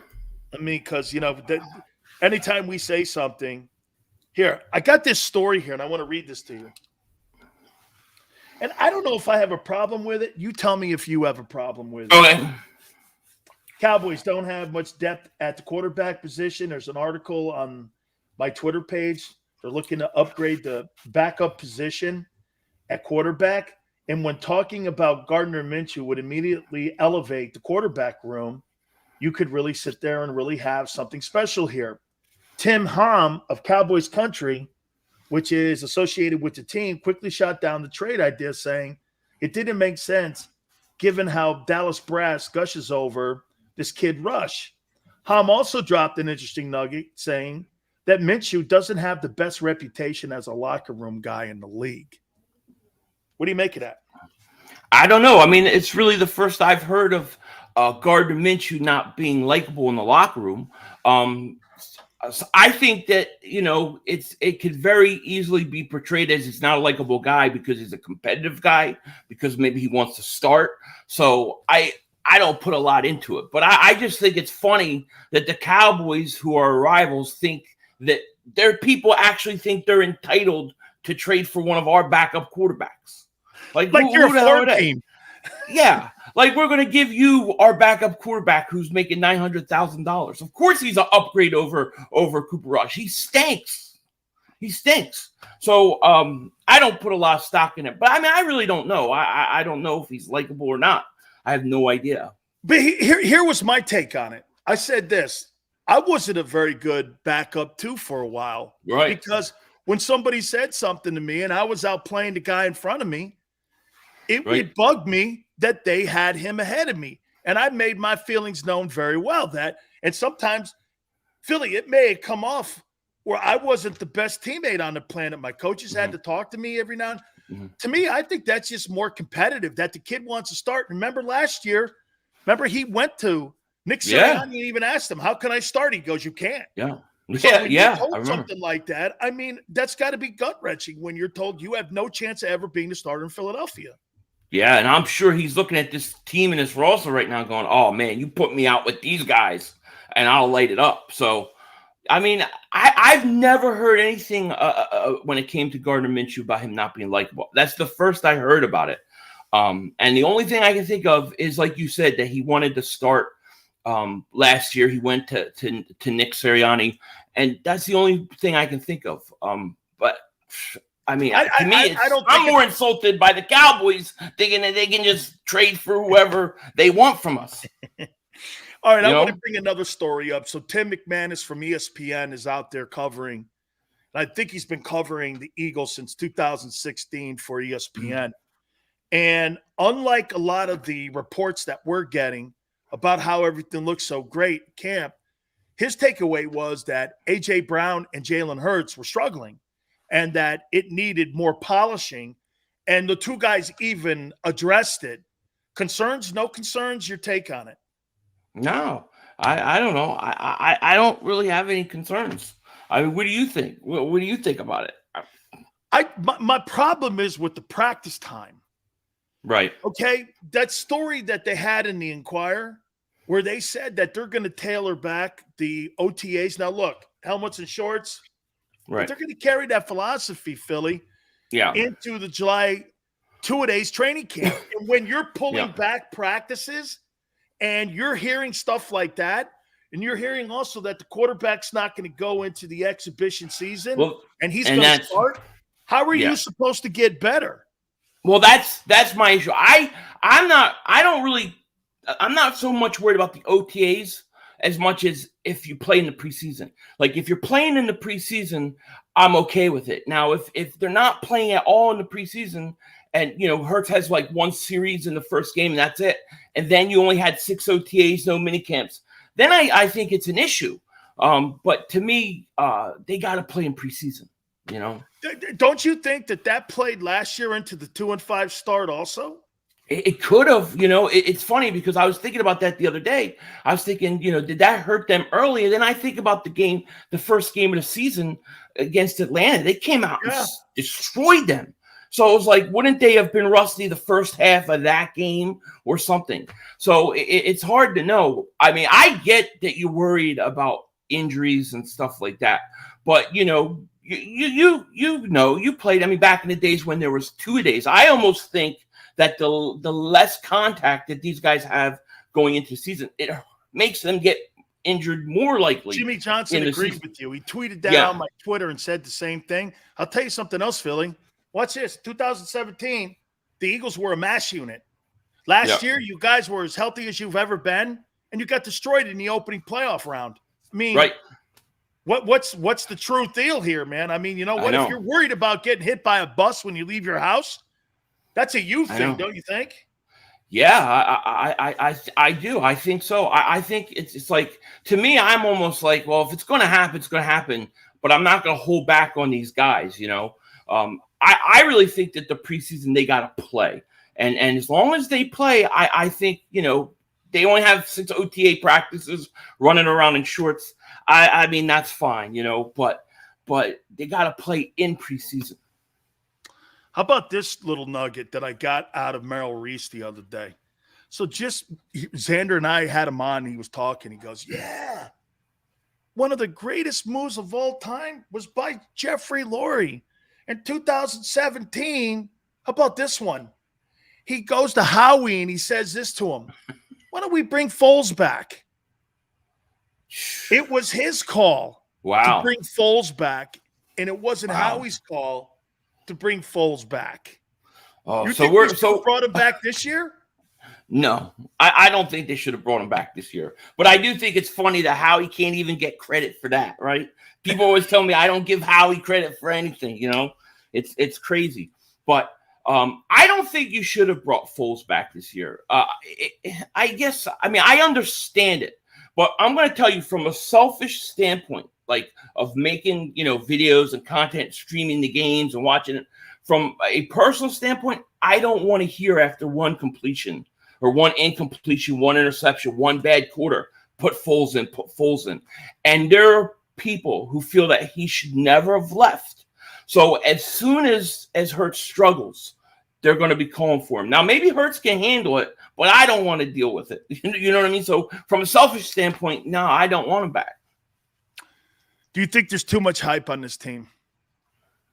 No, I don't think so. I think there's some people that are trying to associate with, this is the dream team. This is like the dream team again.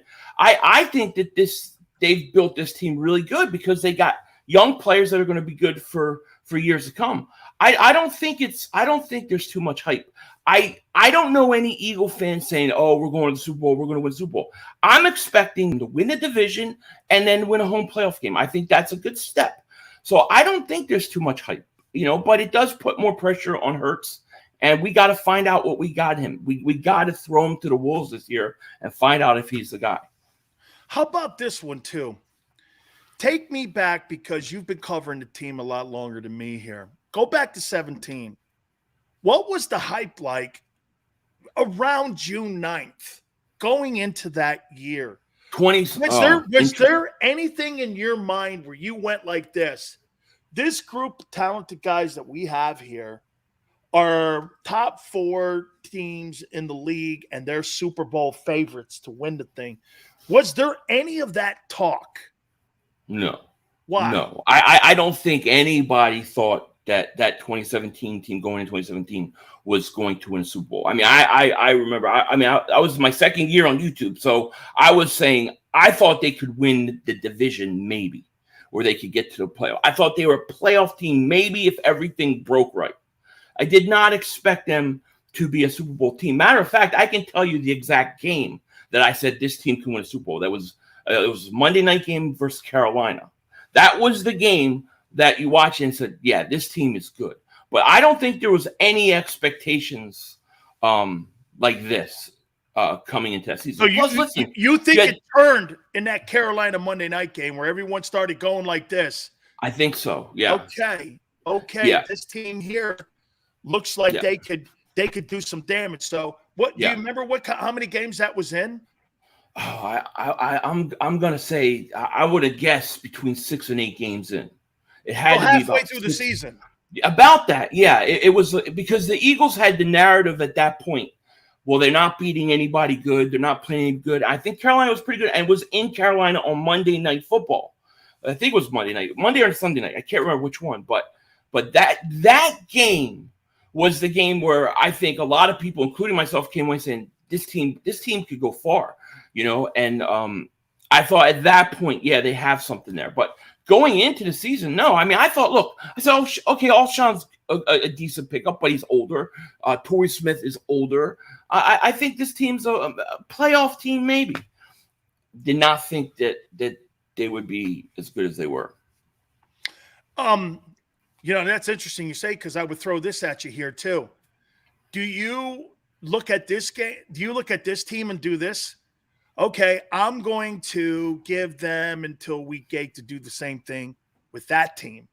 That with what we did with that team, we're going to look at Tone says Eagles beat Carolina on a Thursday night. Thursday are night. we going to know, Tone? Are we going to know by week 8 whether or not this team is legit, or do we know it sooner? I think you probably know. I think you probably know second half of the season. The thing with this year though is a little different because one, if you look at their schedule, it's really easy until maybe Green Bay, Tennessee, later in the year. I think they've got a very favorable schedule. That's so I think you're going to. They got Giants, Bears, Cowboys, Saints, and Giants after Tennessee, and then before that they got Green Bay. That's going to be Packers, Colts, Washington, Texans, Steelers coming out of the bye. So I feel like there's going to, if the Eagles go out and light it up, people are going to say that they haven't beaten anybody good. I can almost guarantee that's going to happen. But I think by week 8 or 9, because listen, in the NFL, if you could get home field advantage, if you're a 1 or 2 seed, you have an opportunity to go to at least the NFC Championship game, I think. And I think that they can get to an NFC Championship game if everything falls right. I don't think the NFC is that good. I really don't. If you look at the AFC and the teams in the AFC compared to the NFC, I think there's maybe 3 or 4 teams that you can say, yeah, they're better. But, I think by week 8, we'll have an idea. I think so. 2 last questions here for you. Now, this is more of a philosophy question here when it comes to Jalen. I said this yesterday. Hypothetically, there's some injuries on the team. The team doesn't have a giant 1-loss record. Say it's 8-9. Year 2 with Josh Allen, the Bills took a step backwards to take 3 steps forward. What if Jalen all of a sudden throws for 4,200 yards, 30 touchdowns, 9 picks, 500 yards, but the team's 8-9? Do you look at, because to me, I said this yesterday, Philly, to me, being an 11-win team, getting bounced in the opening round of a playoff versus having my quarterback question being answered, that doesn't really do it for me. My quarterback question is the thing that I need answered the most, because I got 2 ones next year, and I've got to determine whether or not that guy, if he takes these steps forward, 4,200 passing yards, like I said, that'd be 1,100-yard increase. 30 touchdowns, that'd be almost 14 TD increase from a year ago. I mean, wouldn't we look at that and go like this? Wasn't really the most successful season, 1-loss-wise. We took a step back, but this kid took a giant leap forward. Isn't that the number 1 priority here?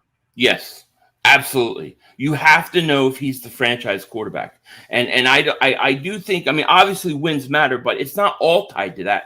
I mean, if the defense is giving up 30 points a game or whatever it is, and you're losing games that way, we still could have an 8-8 season or 8-9 season, and we could be saying to ourselves, yeah, look, he is the guy. We know it. We also could go, 11-5 and go, we're not sure. We're still not sure. See, that's my point. The 11 wins, that's great. Everyone wants a winning team.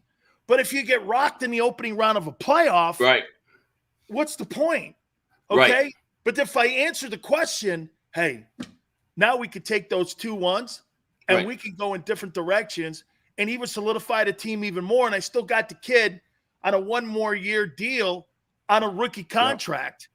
Okay, then we have to negotiate into something else where that's right. Second rounders don't have an option. So they have to do a deal with him next year going into the 2022 season.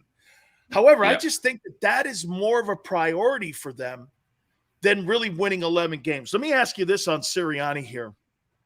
I said this yesterday, and you can disagree with me or not on this. I threw this out as a topic, Sirianni on the hot seat.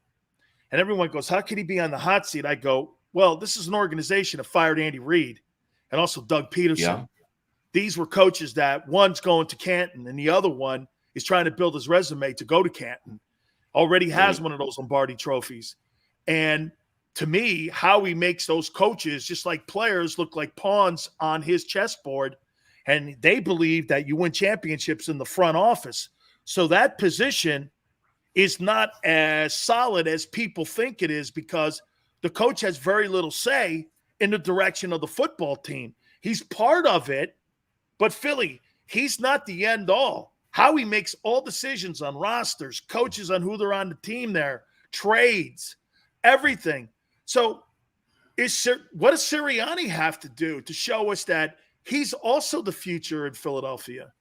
I think he's got to be able to go out there and show that you can bring in guys like A.J. Brown and you have Devontae Smith, and you know how to utilize this talent, right? It's kind of like Gannon. Like Gannon said, well, I didn't have the personnel last year to do what I want. Well, now you do. I got to see Nick Sirianni go out and be able to use these guys and put them in the right positions to be successful. I think he did that somewhat last year when he changed his offense to a more running type style. But I think you're going to get away from that. I think they're going to be throwing more this year. So he's got to put these guys in a position to succeed. That's what I think he has to do. Or he could be in trouble. Yeah. Pastine or gabagool? Gabagool. Gabagool. I'm going to be eating gabagool at the pool. You know what I mean? Tell Cabana Boy. I see you got Cabana Boy in there. The pool hall needs the towels, buddy. Needs his towels and needs his fans. I'm going there. You need to get back to work, Cabana Boy. You know what I'm saying? I got to go swimming. Get back to work. Towels over to the left. Towels. Come on, Cabana Boy. I see you in there. Philly, thank you, brother. Appreciate all right, man. You're Love always you. Awesome, man. I Awesome, appreciate man. it, my Thanks. friend. That is my friend. Philly 500. Hey, Towel Boy. Oh, my God almighty. Oh, good. Hey, Big Sills here from Morgan & Morgan, where the fee is free. If you're hurt or injured on the job, finding that attorney is one of the most important things that you could possibly do for your family. For the people, it is not a slogan. It is absolutely who they are and what they do. For the last 30 years, Morgan & Morgan, John's folks have collected over $13.5 billion worth of compensation for their clients because this is who they are. Over 800 attorneys strong in offices in Philly, New York, in Florida, and across the country. No case is too small when it comes to Morgan & Morgan. Call them, 800-512-1600. That's 800-512-1600. Open 24/7. 7 days a week. 800-512-1600. And when you call Morgan & Morgan, tell them Big Sil sent you. I'm John Morgan of Morgan & Morgan. When you're hit from behind in a car crash, the insurance company may try to say, you can't possibly be hurt. It was only a few miles an hour. It's simply not true. You see, here's the thing. Getting hit at 10 miles per hour is like falling off of this. 15 miles per hour, like this. And only 25 miles per hour, this. Injured, dial pound law. There's only one Morgan & Morgan.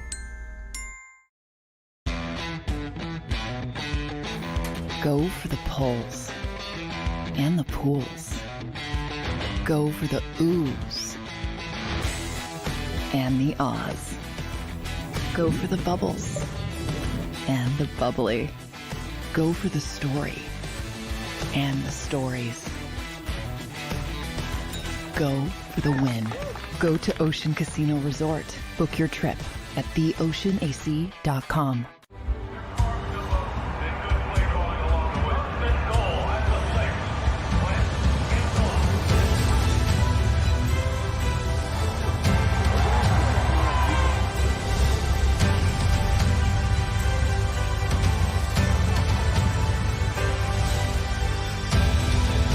Field of life, First Trust Bank is there for you.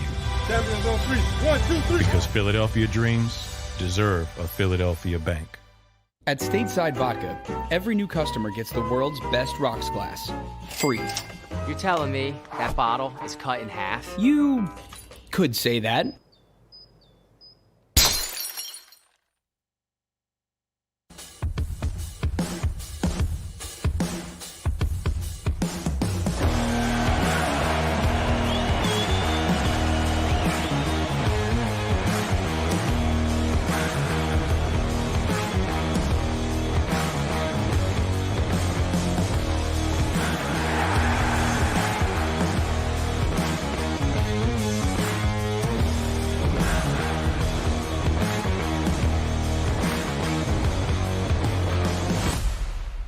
At Action News, we cherish every moment, and it's our profound responsibility to bring you closer to your world. Never miss a moment. Trust the people at Action News. All right, did you know I was the Mommy Slam Dunk Champion? Really? Yes, really, don't sound so surprised. Let's see it. Oh, you're ready. All right, here we go. Let's hear the crowd. So go to right, go to left, fake 'em out. Mama, go up, up, up. She did it. Again? You can't avoid gravity, but United Healthcare can help you avoid financial surprises by helping you compare costs and doctor quality ratings. United Healthcare. Uh-huh. Go for the midnight dares. Go for the game. Go for the hits. Go for the fans. Go for the win. Go to Ocean Casino Resort. Book your trip at theoceanac.com.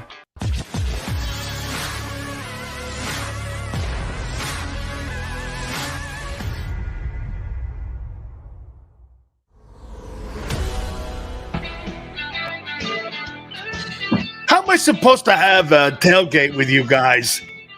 Cabana boy, go get the towels. Hey, guys bitching at one another. How are we supposed to do a tailgate? Were you guys bitching at one another? Holy cow. Okay, hey, Philly, I can already see it at our tailgate when Big Sills comes to town. You ready? Italians, Jews, blacks, everybody's going to be screaming. Everyone's going to be screaming. That's the kind of party I like, actually. Diversity, right? I want everybody. What do you think? I want to be like the country club guys that are bitching about playing on the PGA Tour or this Live Tour? Oh, really? Hey, there's a lot of inclusion in that thing. Oh, my God. Hey, what's his here? Hey, get this. Hey, Philly. So, like, here, this is what we're bitching at. Gabagool, okay? Pastine, food, sandwiches. This is what these millionaire guys are barking at. You can't play on my tour at my country club. This is only for us, okay? You could park your Maserati out front. Or no, you can have our guy, Cabana Boy, park the car. Cabana Boy, get the car, park it. How you doing? Put a towel in there too, according to Philly 500, okay? You mean I can't show up at this country club? No, but you could show up at this country club here in London. This is my question would be, hey, dude, even the help is white.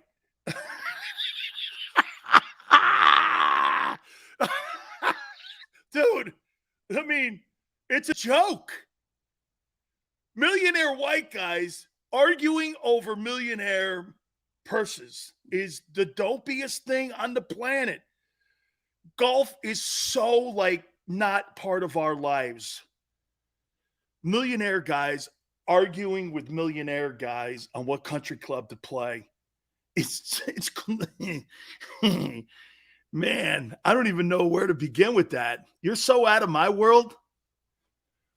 I have no interest in that either. Sills, you can't play at Shinnecock Hills, but you could play at Westchester Country Club. Oh, great. Oh my God. Dan, you and Philly are two gumbas, man. Back in South Philly, who haven't seen each other in a while. Jason's Philly Sports on the front stoop. Hey, I like tortellini, man. Philly 500. I change my name often. Awesome, Cabana Boy. I'm coming still. Get my towel. You guys are ridiculous, man. You guys are ridiculous. Yeah, those guys barking. Oh, hey. So did you see that story in Inquirer that the Philly guy who owns the Sixers, Joshua Harris, put a bid in to buy the Broncos? Why in the world would the NFL want that guy to own the Broncos when the Sixers are a train wreck? He offered $5 billion. They went, we'll take the Walmart 4.4. We're good. They turned the dude down. Hey, man. They turned that guy down. They were not going to let that. Hey, I know. Hey, get this, though. Trevor, I think that guy, if I'm not mistaken, the guy who owns the Sixers, I think he owns the Devils now. He owns the Devils and the Sixers. Am I right, Trevor? He owns the Devils and the Sixers. I kind of get it. New Jersey, Philly. You know, right? New Jersey, Philly. I kind of get it. Shit, Steinbrenner used to have a piece of the Nets in the Devils. He owned I didn't know he owned the Devils first and then the Sixers. Josh Harris. Warm towels right out of the dryer for everyone. Wait a minute. Cabana Boy. Are we in the steamer? Where are you wait a minute. Where are you giving me and Philly 500 these towels and everyone else in here? Where are you giving me warm towels? First question. Philly, if it's a steamer or a sauna,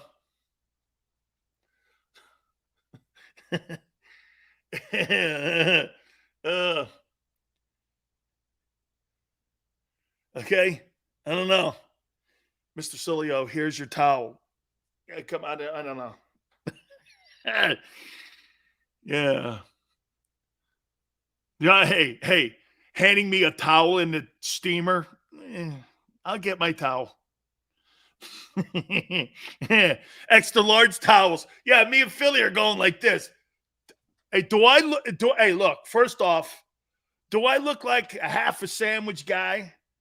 I sure as hell don't look like a one towel guy, do I? Okay. Surely the ghouls got to have some coverage. And you know what? The Goulians have to have some coverage. Hey. Hey, got to cover the cannoli and the Goulian. You know what I mean? Hey, towel boy, go get it for me. Beach towel. Hey, cabana boy. Yeah, I would like to have turtles on my beach towel, please. Hey, I want turtles on my beach towel. Sills, we need you in attendance for the Eagles, Cardinals, and Scottsdale. It's pretty close. My daughter will be playing rugby then, too. Oh, my God. Yeah. My daughter plays rugby in Arizona. I could make it for that game. Hey, Philly, get a beach towel. I want turtle shells. Don't ask me why, but I want turtle shells, like in the front and in the side and in the back. Don't bend over, Sydney. That's okay. I can't.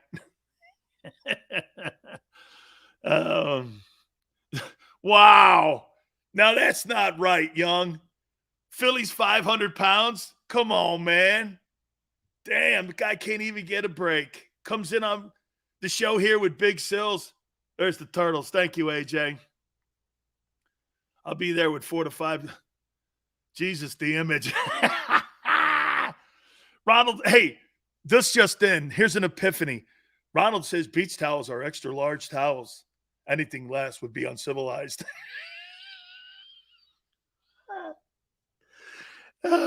Hey, I also stayed at a Holiday Inn Express. You know, just so you know. I stayed in at a Holiday Express. Holy cow, are we off the rails here, man? We got so much still to get to here. Yeah, I had a guy text me and tweet me and go, Sills, you going to talk about the golf tour? I go, is Tiger playing? I go, no. I'm like, well, what's going on? Oh, that argument going on and they're suspending. And no, my audience doesn't. I don't think my audience plays much golf. I think we get out, you know, and I think we get out if like it's the Playboy Bunny like event or it's the Hooters event or it's something like that. I don't think we're playing golf at the charity whatever. Yeah, Sills is on hole 7. No, Sileo is a hole. Thank you. Chris, don't get me going.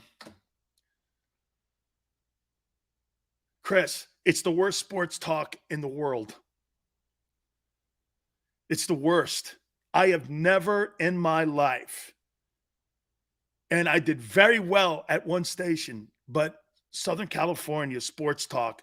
Now, there are some folks that are great, but the majority just don't care.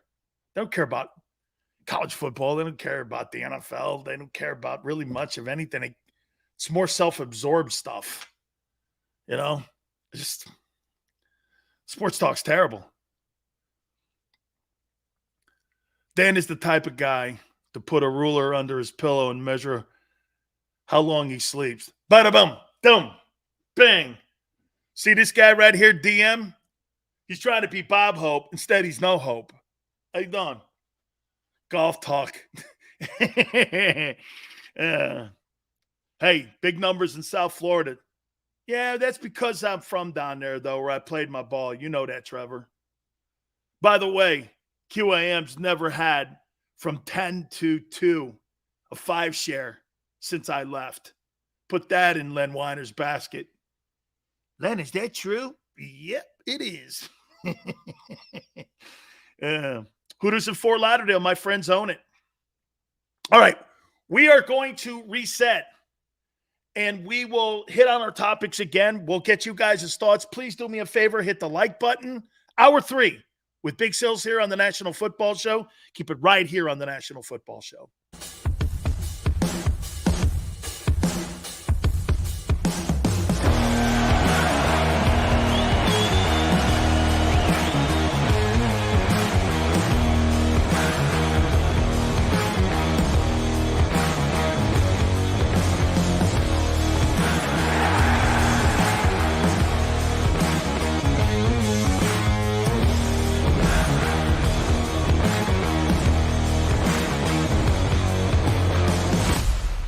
Do you stream on a Roku, Fire Stick, Android TV, or Apple TV? Now you can watch 6ABC 24/7 with the 6ABC Philadelphia streaming app. The big story on Action News. Search 6ABC Philadelphia and start streaming today.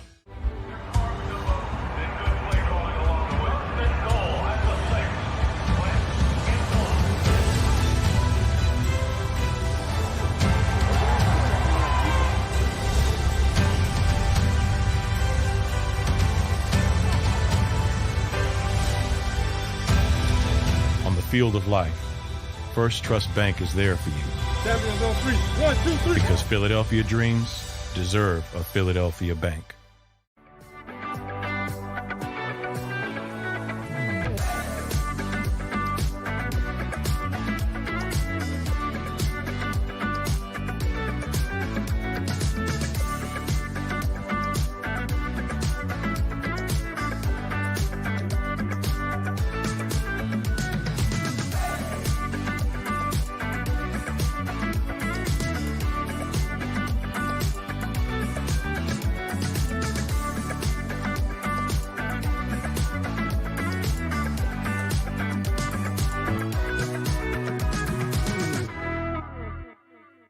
All right, did you know I was the mommy slam dunk champion?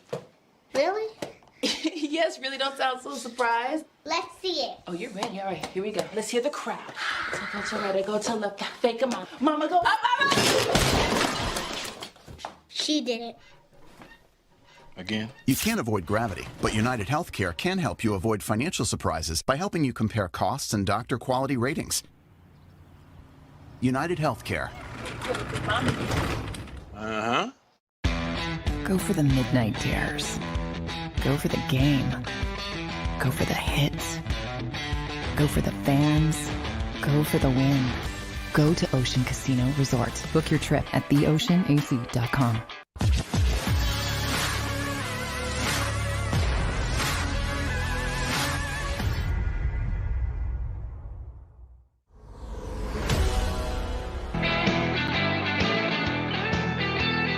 Welcome back. Hour 3, Big Sills, National Football Show. Please hit the like button. Who do you think has tougher fans, Boston or Philly?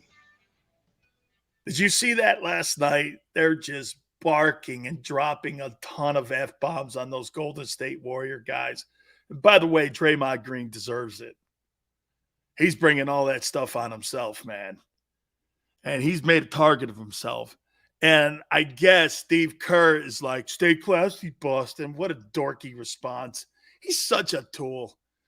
And the way he talks, you know, I don't care what he says. He's just like a mouthpiece. I don't care about his politics. You're a coach of the Golden State Warriors. I don't care. And then he's taking shot at Boston fans. Yeah, you know, they're really dropping a lot of F-bombs. Well, welcome to the pros, guy. Okay? Welcome to the pros. You get handled like that in Philly too, man. Okay? Being on his podcast, people are saying he's setting up the Warriors. Chris, Golden State Warrior fans are soft. I covered them for 5 years.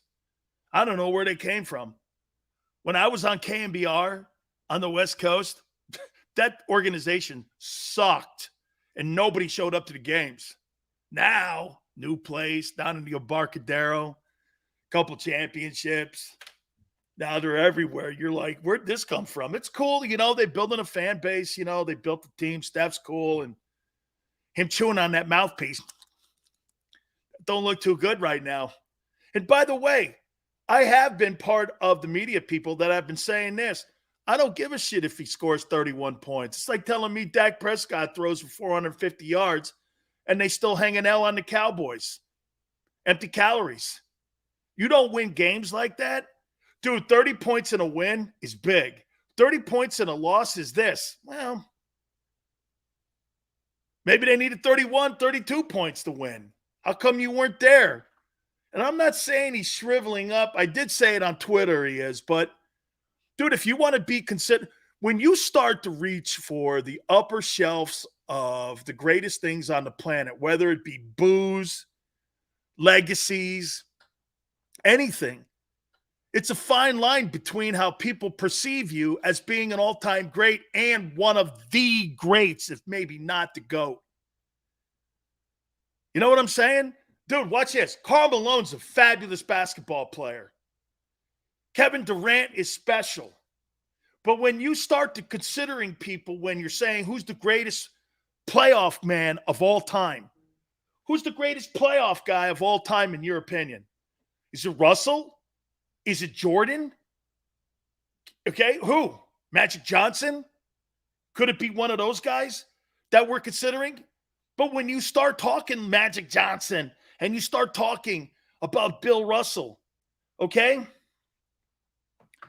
Those are completely different rooms. You open that room, you're in the Tom Brady room. Hey, just to be considered anything with Tom Brady. Most people open up a door. You know what room they're in? They're not even in the Troy Aikman room. Okay? You're in the Kirk Cousins room. That's why I bring Cousins up all the time. Most of you guys go like this, Kirk Cousins sucks. Well, your boy ain't even in the conversation yet of being in Kirk Cousins' room. Jalen's not in that room yet. Kirk Cousins is a prolific passer in the NFL. Jalen is not a proficient passer yet in the NFL. So when you say Cousins sucks, you hope he puts 4,000-yard passing seasons in 10 years up. Kobe, Chris, right? You open that Kobe room? Dude, we're talking about all-time legends here. There's something to be said about that. And so when I look at Steph, I'm like, never won a finals MVP. Kind of like wobbles a bit in them moments. Hell, you could even make this comment. Shit, LeBron, man, he's won 4 of them things. And LeBron's always the best player on the floor when he's there. And when they win, LeBron's the best dude on the floor. You know what I'm saying? I mean, look at all them years LeBron went to the NBA Finals, which was pretty sick. Sydney goes 4,000 plus means you're earning your pay. Well, that means this, man. Your guy ain't earned his pay yet. Chris is like, Cousins has always had good stats. It's because he's a good passer.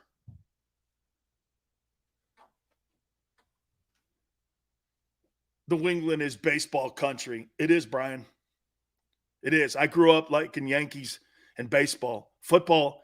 Hey, Brian, honestly, I really didn't fall in love with football until my sophomore year of high school. I was playing baseball most of the time.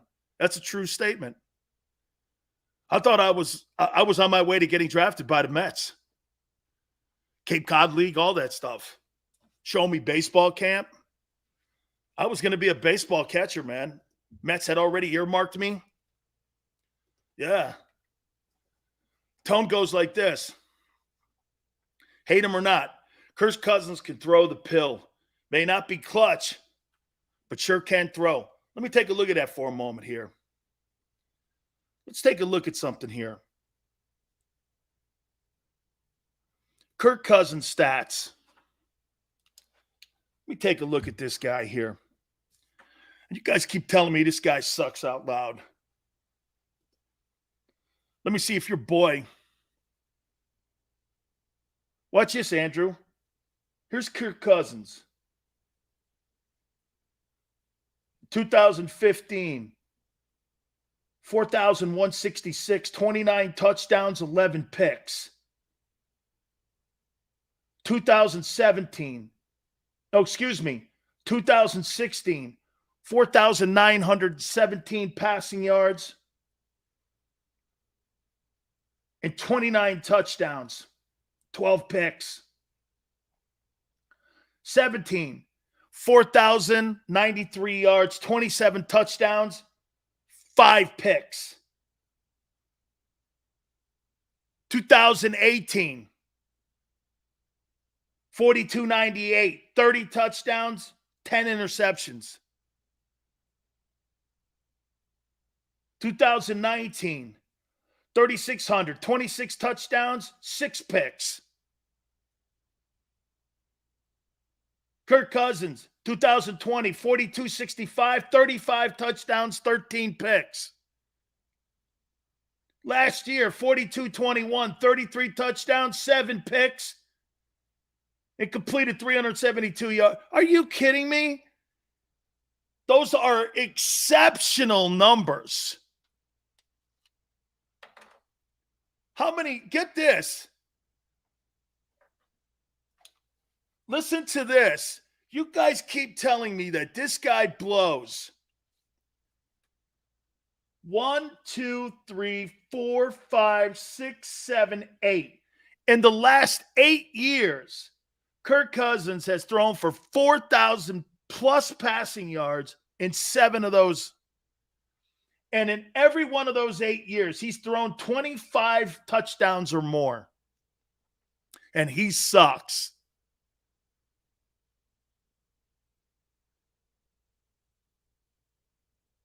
$59-59-2. In Minnesota, he's 33-29.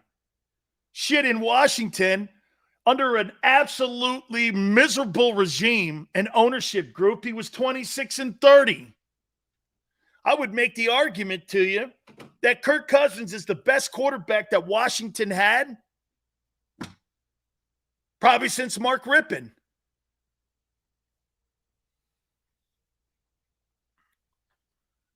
Come on, man. You're not talking fair when you're talking about Cousins. Cousins can play, man. Cousins has thrown, like I said. This guy's thrown for over all these yards for all these years, man. I mean, he can play. How old is this dude, too?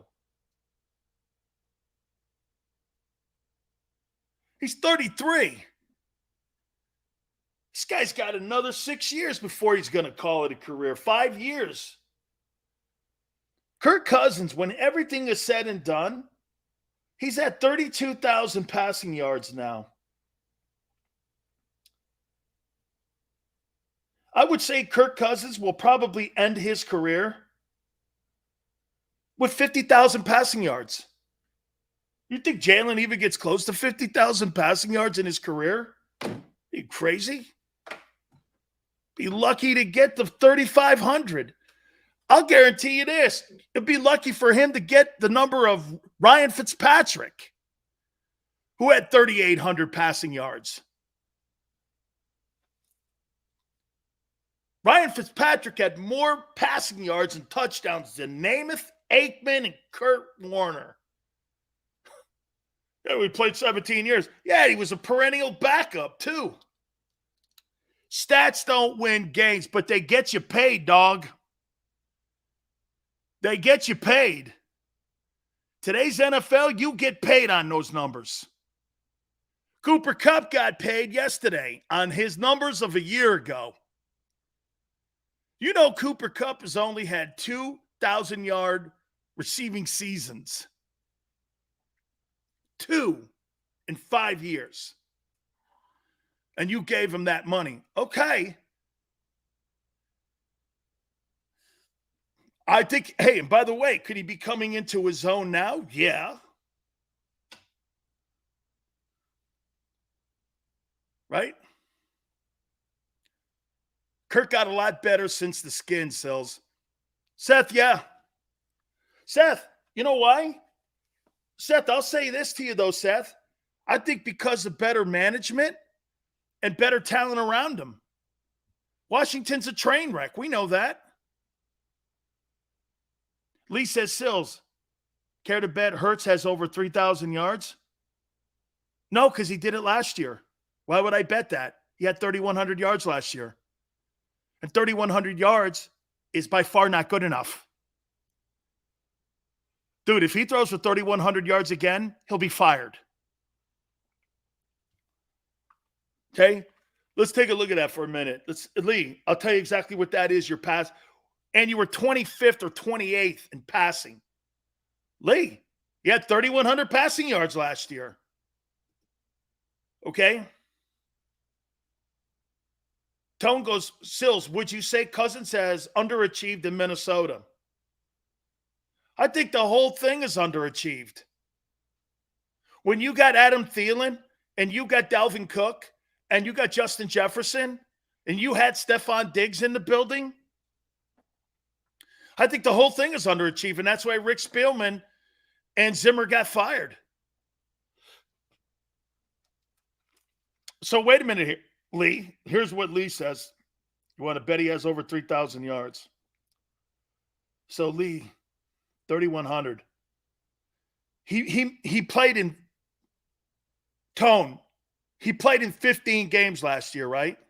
He missed the Jets game, and they didn't play him in the final game, right? So he played in 15. Jalen did. So last year he threw for 200 yards, 206 to be exact, in 15 ball games. 206. And you were ranked 25th in passing. That number's got to get a tad bit better, my friend. 206. Where are you going with that? Watch this, what Chris is saying. 260 yards a game. Chris, let's just go by 15 and do 15 again. What he played a year ago.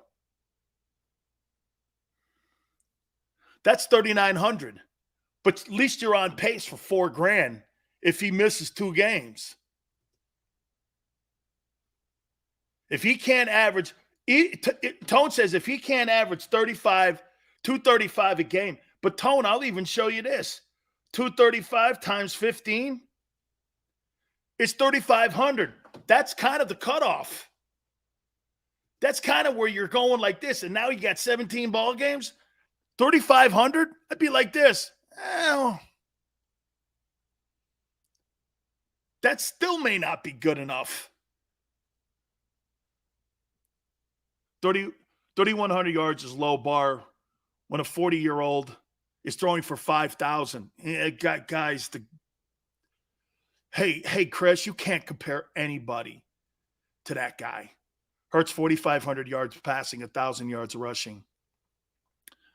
Only on Madden, dog. That guy is not doing that.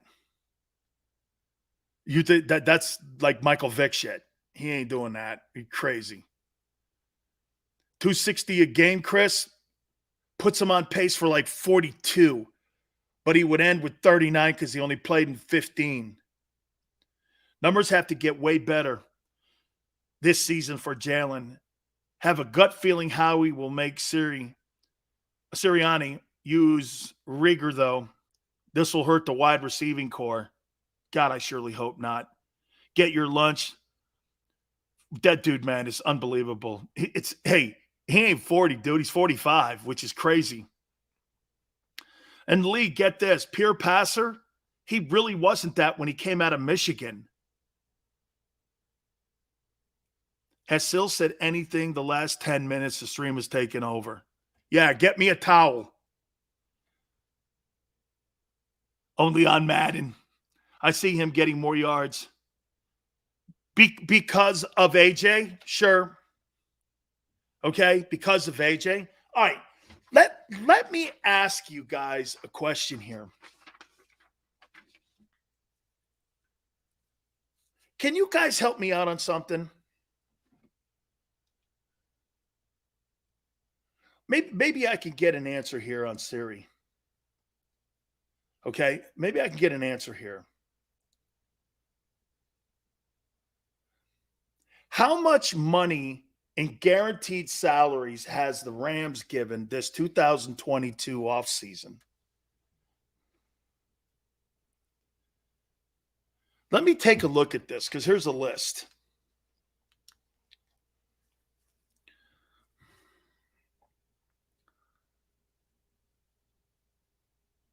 This offseason, the Rams paid Matthew Stafford, Allen Robinson, Bobby Wagner, Aaron Donald, and Cooper Kupp a total value in contracts of $431.1 million. That's a massive amount of money allocated to just 5 players. They almost put $500 million in 5 players. And when it comes to guaranteed money, the sum is north of $310 million. This is total guarantees, not guaranteed at the signing. Think about that. I want to say it again to you. The Rams this offseason have paid Matthew Stafford, Allen Robinson, Bobby Wagner, Aaron Donald, and Cooper Kupp a total value of $431.5 million in allocated salaries to those 5 guys. And it guarantees $310 million. And they say it's north of that.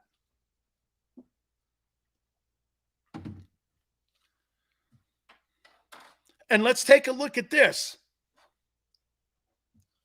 Because I want to ask you if the Eagles are doing it right and if the NFL has changed.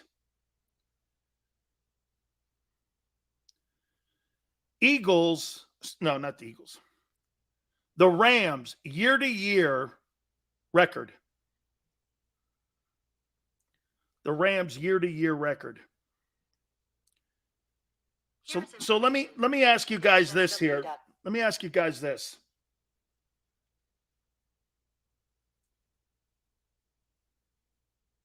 Okay.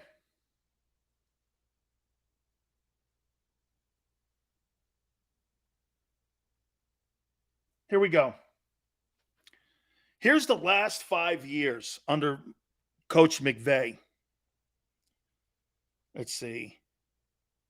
21, 20, 19, 18, 17. Here is McVay's record.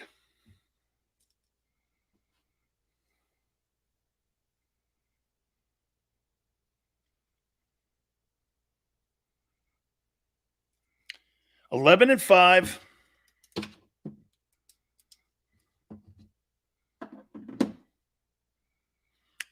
5.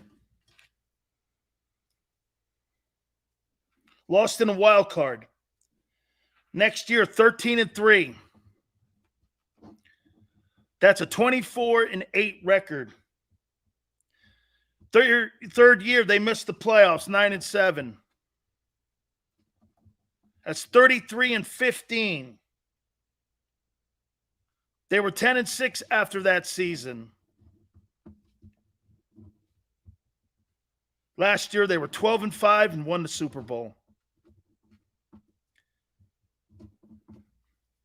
In the last 5 years, the Rams are 75 and 26, 2 NFC championships, and a Super Bowl.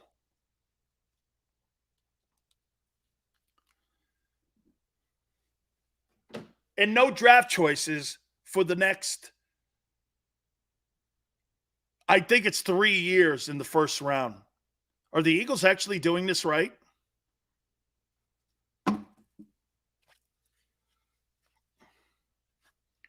You think the Eagles are building this team right? The Rams are doing it completely differently. They're giving all of this money out.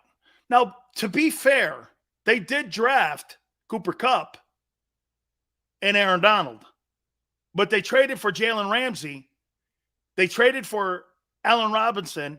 They traded for Matthew Stafford. What's the right way to build a championship team here? Salary cap's going up. Look at what the Browns even did. They gave a guy who's got major issues over $250 million in guaranteed money. Tony says 2 different ways to go. Yeah, but the Buccaneers, Brian, and the Rams are the last 2 Super Bowl champions, and they're doing it the way the Rams are doing it. Now, there was good foundations in both places. The Bucs have drafted well. Jason Light has done a nice job, the general manager down there. He's done a nice job, but he's done an even better job in free agency.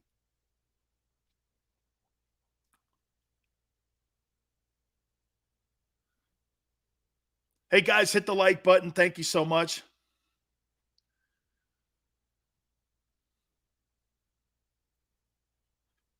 Cabana. Tony Dungy said that to me. The thing that they did down in Tampa and how Dungy turned it around, they did really well in their drafting, and then they went out in free agency and filled it with guys that fit into what they were doing.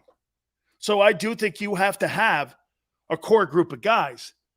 Who's that core group of guys on the Eagles right now? I wouldn't say Jordan Davis yet. You don't know. Kobe Dean, you don't know until you see him on the field in full gear.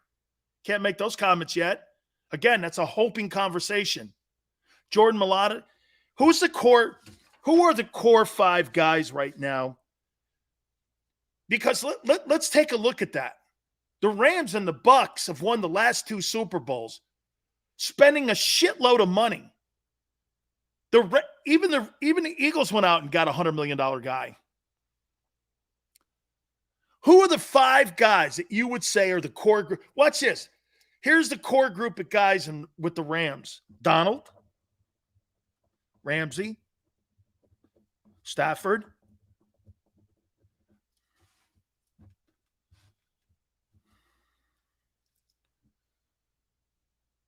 it's not really a lot of core there.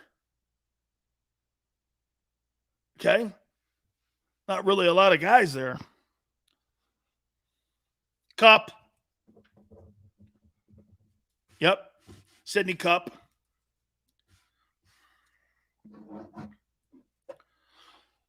See, Smile? Watch this. Smile. Here's Smile's guys. 1, 2, 3, 4. Okay. Watch this. Look at Smile's guys. A.J. Brown. Mailata.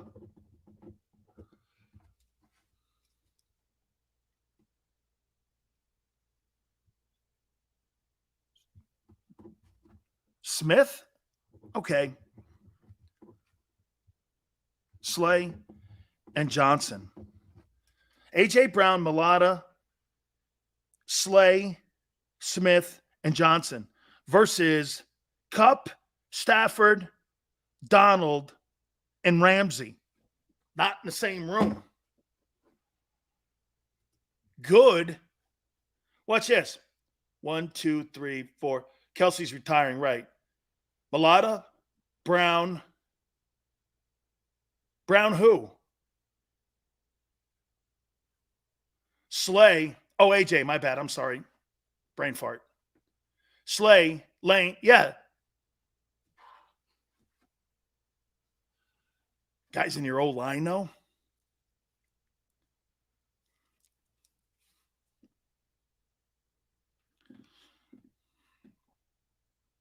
So 2 of your mainstays are in your old line. Whereas, are you spending the money in the right place? Look at what the Rams are doing. Wide out, cover corner, rusher. Let's take a look at that with the Eagles. Wide receivers covered. Quarterback's not. Edge rusher, kind of. Hassan Reddick, what's he going to make? $11 million this year? Not bad. But compared to a guy who's going to make $30 million, you got to pay for these premium spots. The Eagles aren't really paying for premium positions to build a core. You can feel me here. Watch this. Look at the good teams. Let's pick a team. Tell you what, that Chargers team, Mike Williams, that kid Derwin James, they got a tackle too. They just got that Slater kid. And they just got Khalil Mack in the room. Tell you what, man, the Charger team, don't be shocked if the Chargers and the Minnesota Vikings are your dark horse teams to do some damage this year. There's some pretty good ball players, man, and they pay for the right positions here. Eastside Monster, the league today is all about the Benjamins. Miles Sanders is a dude. Keenan Allen's a great player. Yeah, Miles Sanders is a dude. They're not going to re-sign him. You think they're going to go like this with Miles Sanders at the end of this year? He's going into the 2022 season with his contract expiring.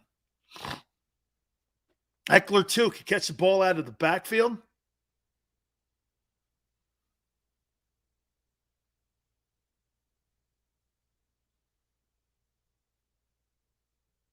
Chargers got that kid Spiller. Dude, they look great. They really do. They look absolutely fantastic. All right, guys. Hey, do me a favor. Please hit the like button.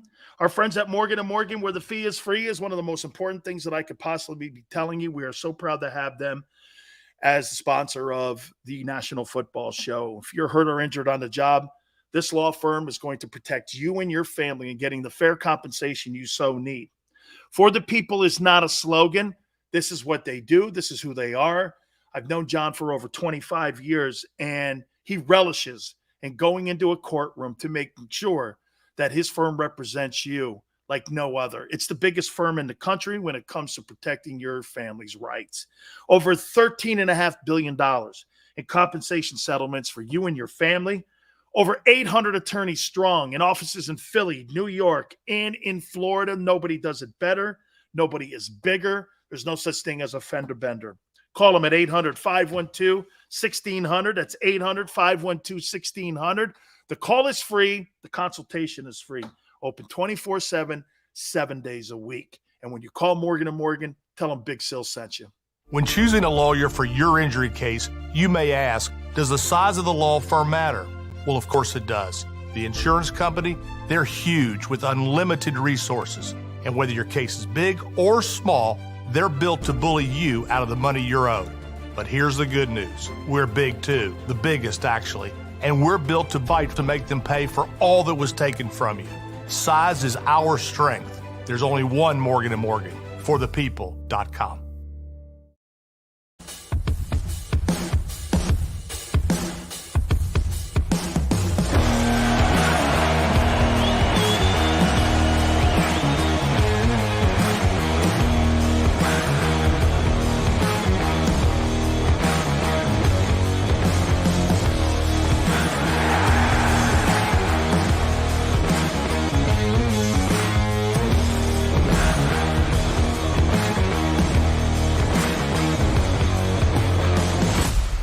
After a car crash, the big insurance companies you see advertising on TV, they may try to downplay your case and might say it's only a fender bender or it's just a herniated disc. I worry that some law firms fall for this BS. Not us. We put ourselves in your shoes and ask, what would it be like to be in your pain for the rest of our lives? $1 million wouldn't be enough for me. There's only one Morgan & Morgan, forthepeople.com.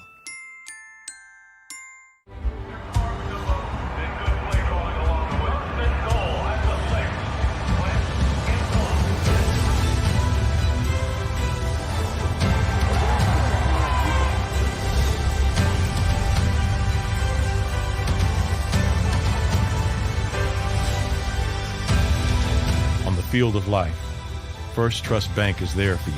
Champions on 3. 1, 2, 3. Because Philadelphia dreams deserve a Philadelphia bank.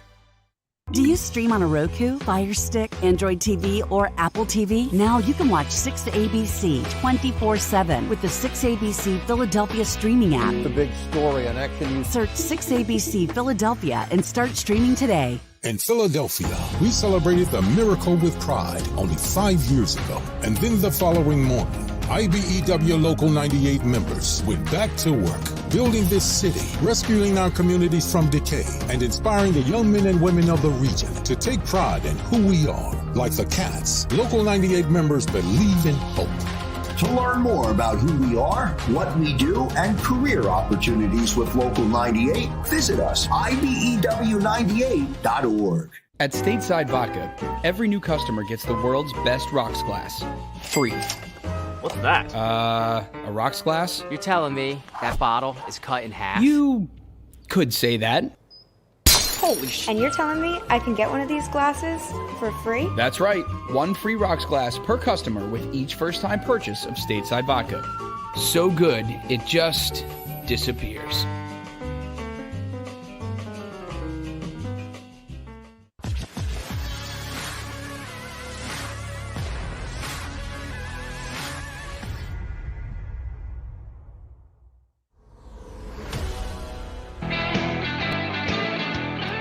Welcome back. National Football Show. It's your boy, Big Sills. We're 5 away from 100 likes. Please hit it, man. We really appreciate you guys coming aboard. Spike, thank you so much for stepping in, and all of you, too, that have been with us here all day. Get some statewide vodka in me. Stateside vodka. Yeah. I'm a tequila dude. All good, man. We appreciate everybody stepping in with us. Let me ask you guys this, man. Let me, I hate doing this to people, man.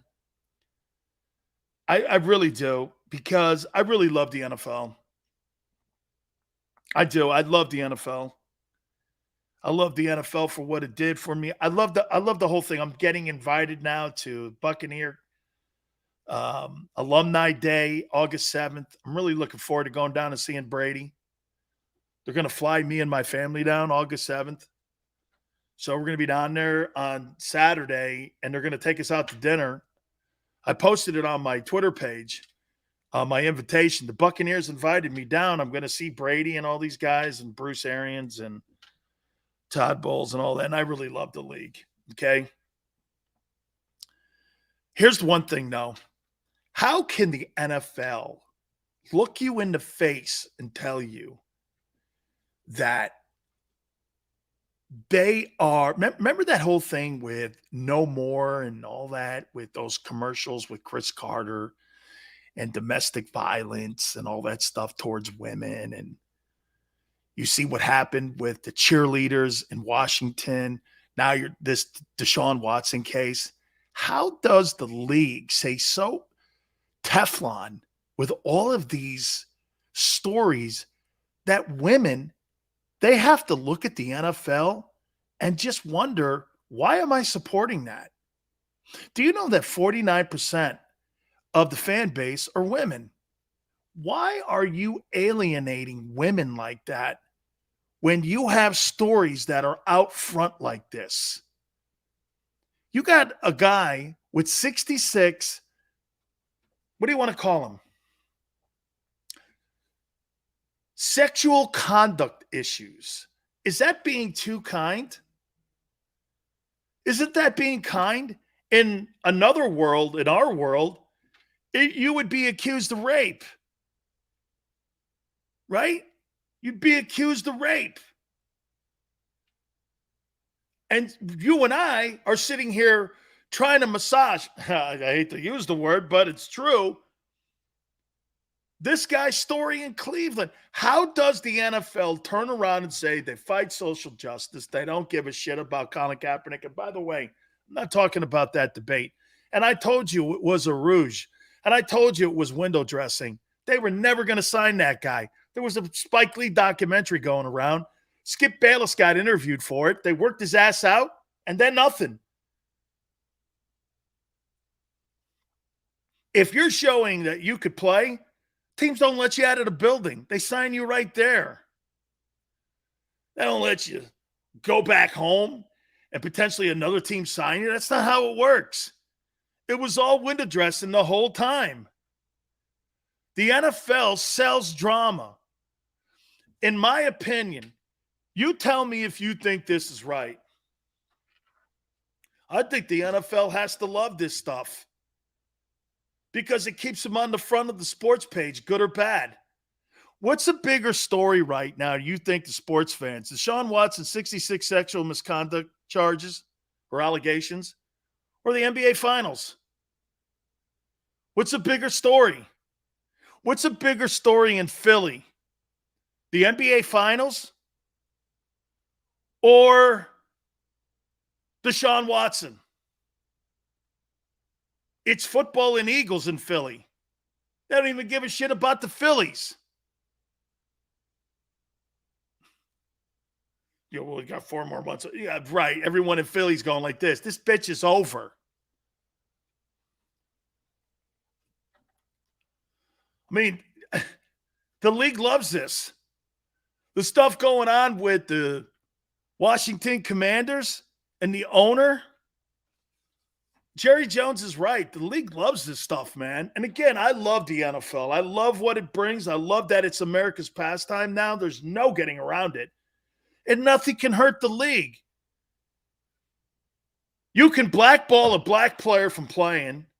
You can have a guy with 66 sexual misconduct allegations against them. And it's the only place in the world where you can have a job and have those storylines around your resume. Nobody's going to hire. Where in the world would Deshaun Watson get a job with 66 allegations of sexual misconduct? Where? McDonald's wouldn't hire him. Target wouldn't hire him. But the NFL does and rewards them. That's what the sorry ad. How do you spin that if you're the league? How do you spin giving a guy $230 million in guaranteed cash and giving him a pay raise for sexual misconduct? Where in the world would you see that but the NFL? And then you come off and you try telling people that you're Me Too. Did you see all the NFL? Hey, did you see the Eagles and the NFL with their gay pride colors and all that? What the hell is that? By the way, do I think that's window dressing? I do. You didn't want Michael Sam in the league. But the NFL went out and is now pretending they're big advocates of gay pride.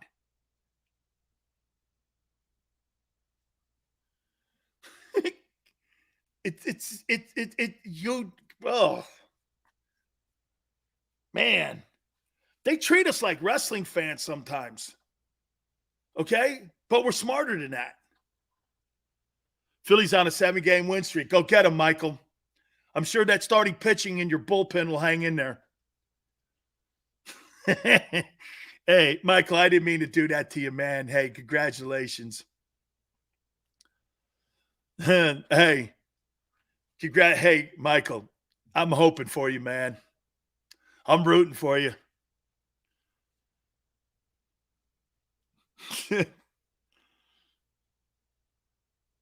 I jumped into Normandy for a reenactment of D-Day a few years ago. Wow, Joshua, you're killing me, man. Really? So you got off the boats, Joshua, in Normandy, the way the soldiers did? That is so awesome. What is it, like a trip? Wow, I would totally do that. Wow, I would totally do that, man. It's all cool. Take one game at a time. Yeah, you bet your ass take one game at a time. I hear you, dog. Joshua, dude, did they put the markers where all the bodies were on the beach when you were walking up. I hear they do that too. Yeah, man, it's really surreal when I heard people, it's a bucket list thing for me. I want to go to Omaha Beach. Yeah, I want to see all that. All right, we're going to take a timeout. Last segment coming up. Please do me a favor, hit the like button. Keep it right here on the National Football Show.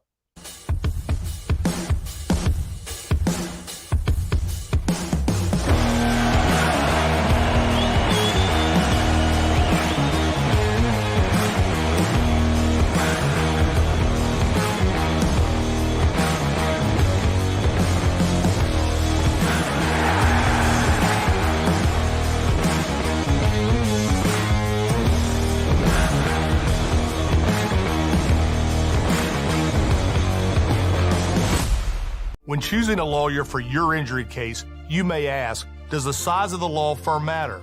Well, of course it does. The insurance company, they're huge with unlimited resources. And whether your case is big or small, they're built to bully you out of the money you're owed. But here's the good news. We're big too, the biggest actually. And we're built to fight to make them pay for all that was taken from you. Size is our strength. There's only one Morgan & Morgan, forthepeople.com.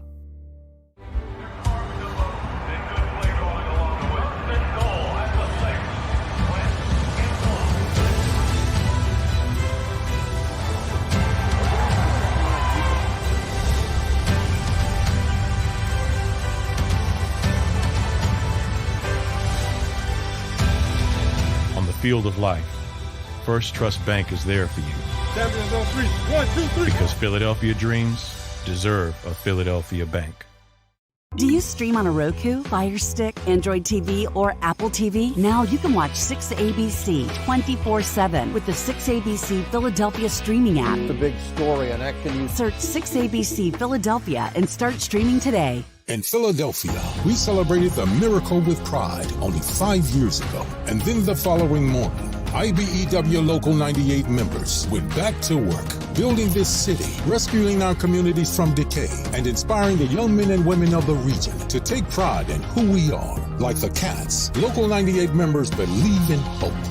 To learn more about who we are, what we do, and career opportunities with Local 98, visit us, IBEW98.org. At Stateside Vodka, every new customer gets the world's best rocks glass, free. What's that? A rocks glass? You're telling me that bottle is cut in half? You could say that. Holy shit. And you're telling me I can get one of these glasses for free? That's right. One free rocks glass per customer with each first-time purchase of Stateside Vodka. So good, it just disappears.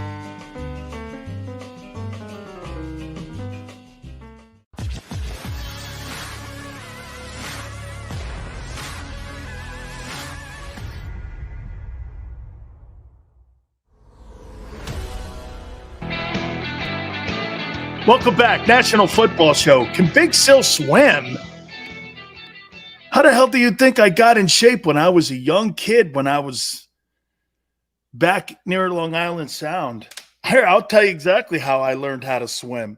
My cousin pushed me in the pool at my aunt's condo, and I learned how to swim that way. And then I would go on the boat, and after I learned how to swim, this is what my grandfather used to make me do. My grandfather used to have 250 lobster pots. And this is a true story. My grandfather was a fireman and a lobsterman. He's an Italian guy, and drove a cement truck. That's who my pop is. And we would go out and we would throw these. My cousin came with us every time he could. And we'd throw these lobster pots 4 to a line. And my grandfather had like 250 of them, 230 of them, I think the most we ever had.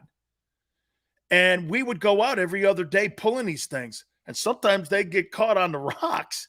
Well, guess what rockhead had to dive down there and loosen it up? Me. I'm going down there like this, man, with a snorkel. I'm loosening up. Get that goddamn thing out of there. Pulling them, they made freezing my ass off, going down. Dude, do you know how many times I got the bends doing that? Or here's another one. You ever seen a rolling sandbar? And in Long Island Sound, because the current's so big, these rolling sandbars. My grandfather would pull his boat up, and he'd pull it right next to my cousin too, man. My aunt never saw what my cousin did with this. This was crazy. Me and my cousin Kevin would jump into like the sandbars, and there's clams everywhere and lobster. So we'd have a bucket, and we're just reaching down. My grandfather had the tongs, and he was doing the tongs. But me and my cousin are on this sand dune, and it's in the middle of Long Island Sound. And get this, we're picking these lobsters up, and we're picking up these clams with our hands, and we're putting them in the boat. And this thing, I mean, it was like quicksand. You couldn't stay too long because you get sucked down in it. A couple times, man. You got to swim your ass out of that thing. It's not easy. And I'd be out there. My grandmother would sit on the dock. We would leave at 4:30 in the morning, and we wouldn't get back until 5 o'clock at night. And my grandmother is on the dock going, "What are you doing with that kid?"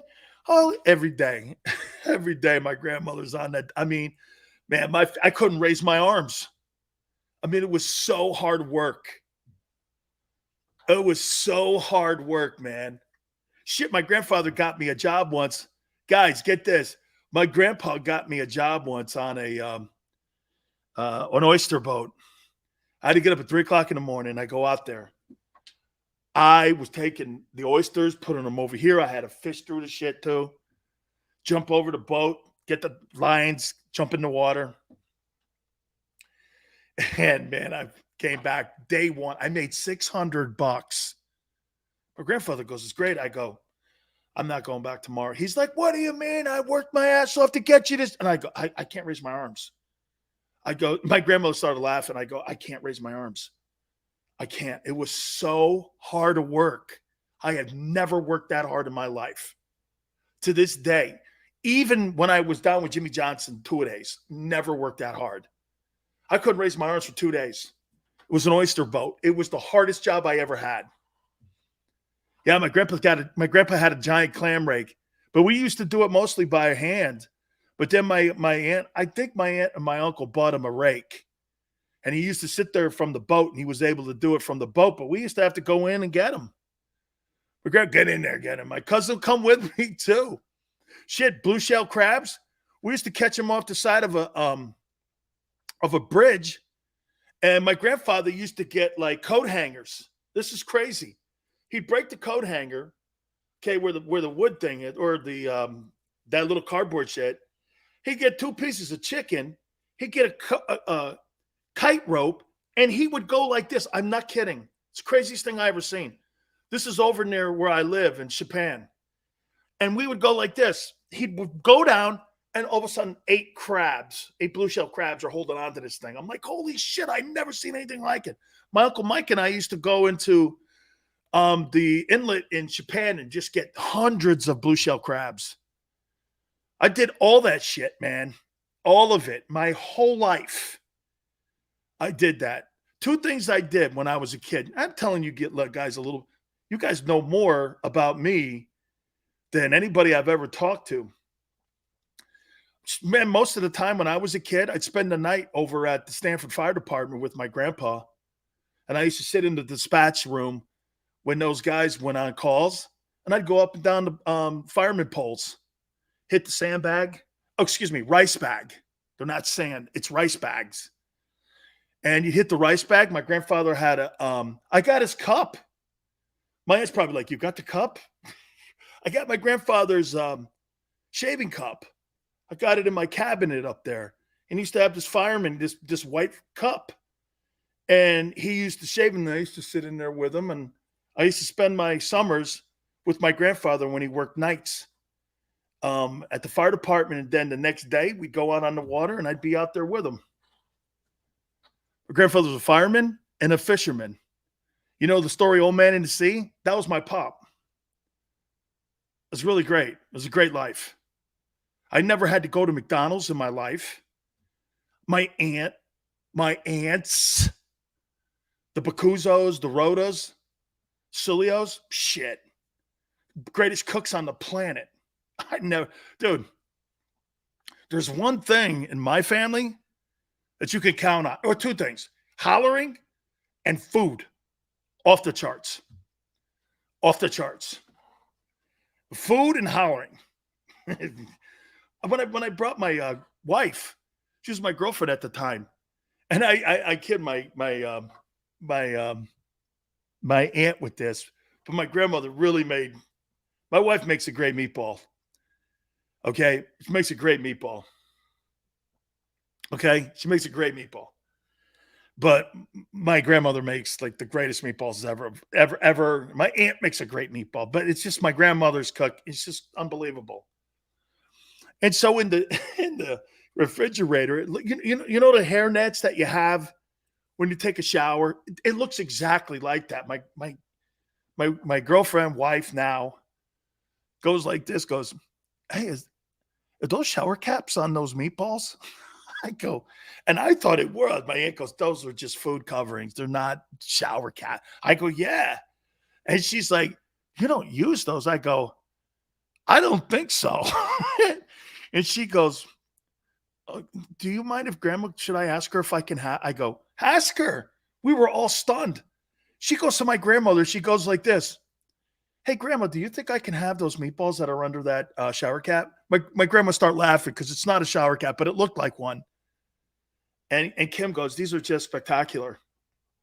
Jerome Brown came over and ate them all too. 2 o'clock in the morning. He didn't leave until 4 o'clock in the morning. Drank my grandfather's beer and ate all of our meatballs and our sausages. Hilarious. Jerome just got drafted by the Eagles, and he comes up 12 o'clock at night, knocks on the door. Hey, Mr. Sileo, how you doing? My grandfather's there. He goes, hey, Jerome, come on in. Jerome comes in, man, and like we're sitting there, we're playing cards. All of a sudden he goes, hey, how about some of that? I go, that's why you came here. My grandfather gets the Ballantine beer out. Hey, he gets the is there still Ballantine on the East Coast? Is there still Ballantine beer? Or did they get rid of that? There was 2 beers in our house, Schaefer and Ballantine. I don't know why those 2 beers stood out. But we had a whole shitload of them. And Jerome must have drank 18 of them that night. And we're sitting there, and he's eating these meatballs, and he just goes, good night, almighty. He goes, Dan, these things are incredible. Oh, God. Him, Alonzo Highsmith, Michael Irvin would come over to my house and my grandmother's all the time and have dinner. They'd show up. If they're ever in the New York area, I get a knock on the door. Hey, man, it's Alonzo and Michael Irvin and Jerome. Why did you call me? My grandfather goes like this. Hey, you better tell them to come in. This is Italian neighborhood.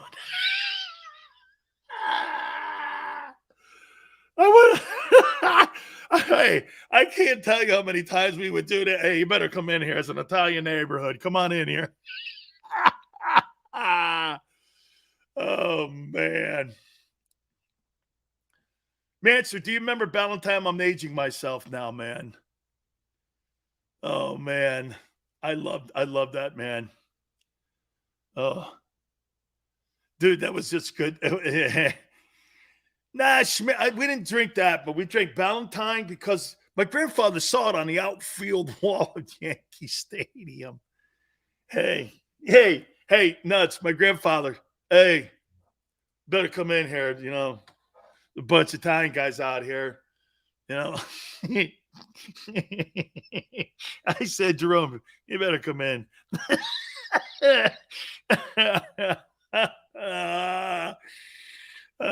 Hey, let us walk into your car. Oh, man, those were such good times, man, when those guys would come over. Man, that's the things you miss when you're teammates and you play with great people and you're great friends with those folks.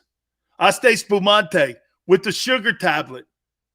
Right, Manster? You drop the sugar tablet with the Asti Spumante, and then you put some OJ in it. Hey, magic. It's my grandfather's drink, too.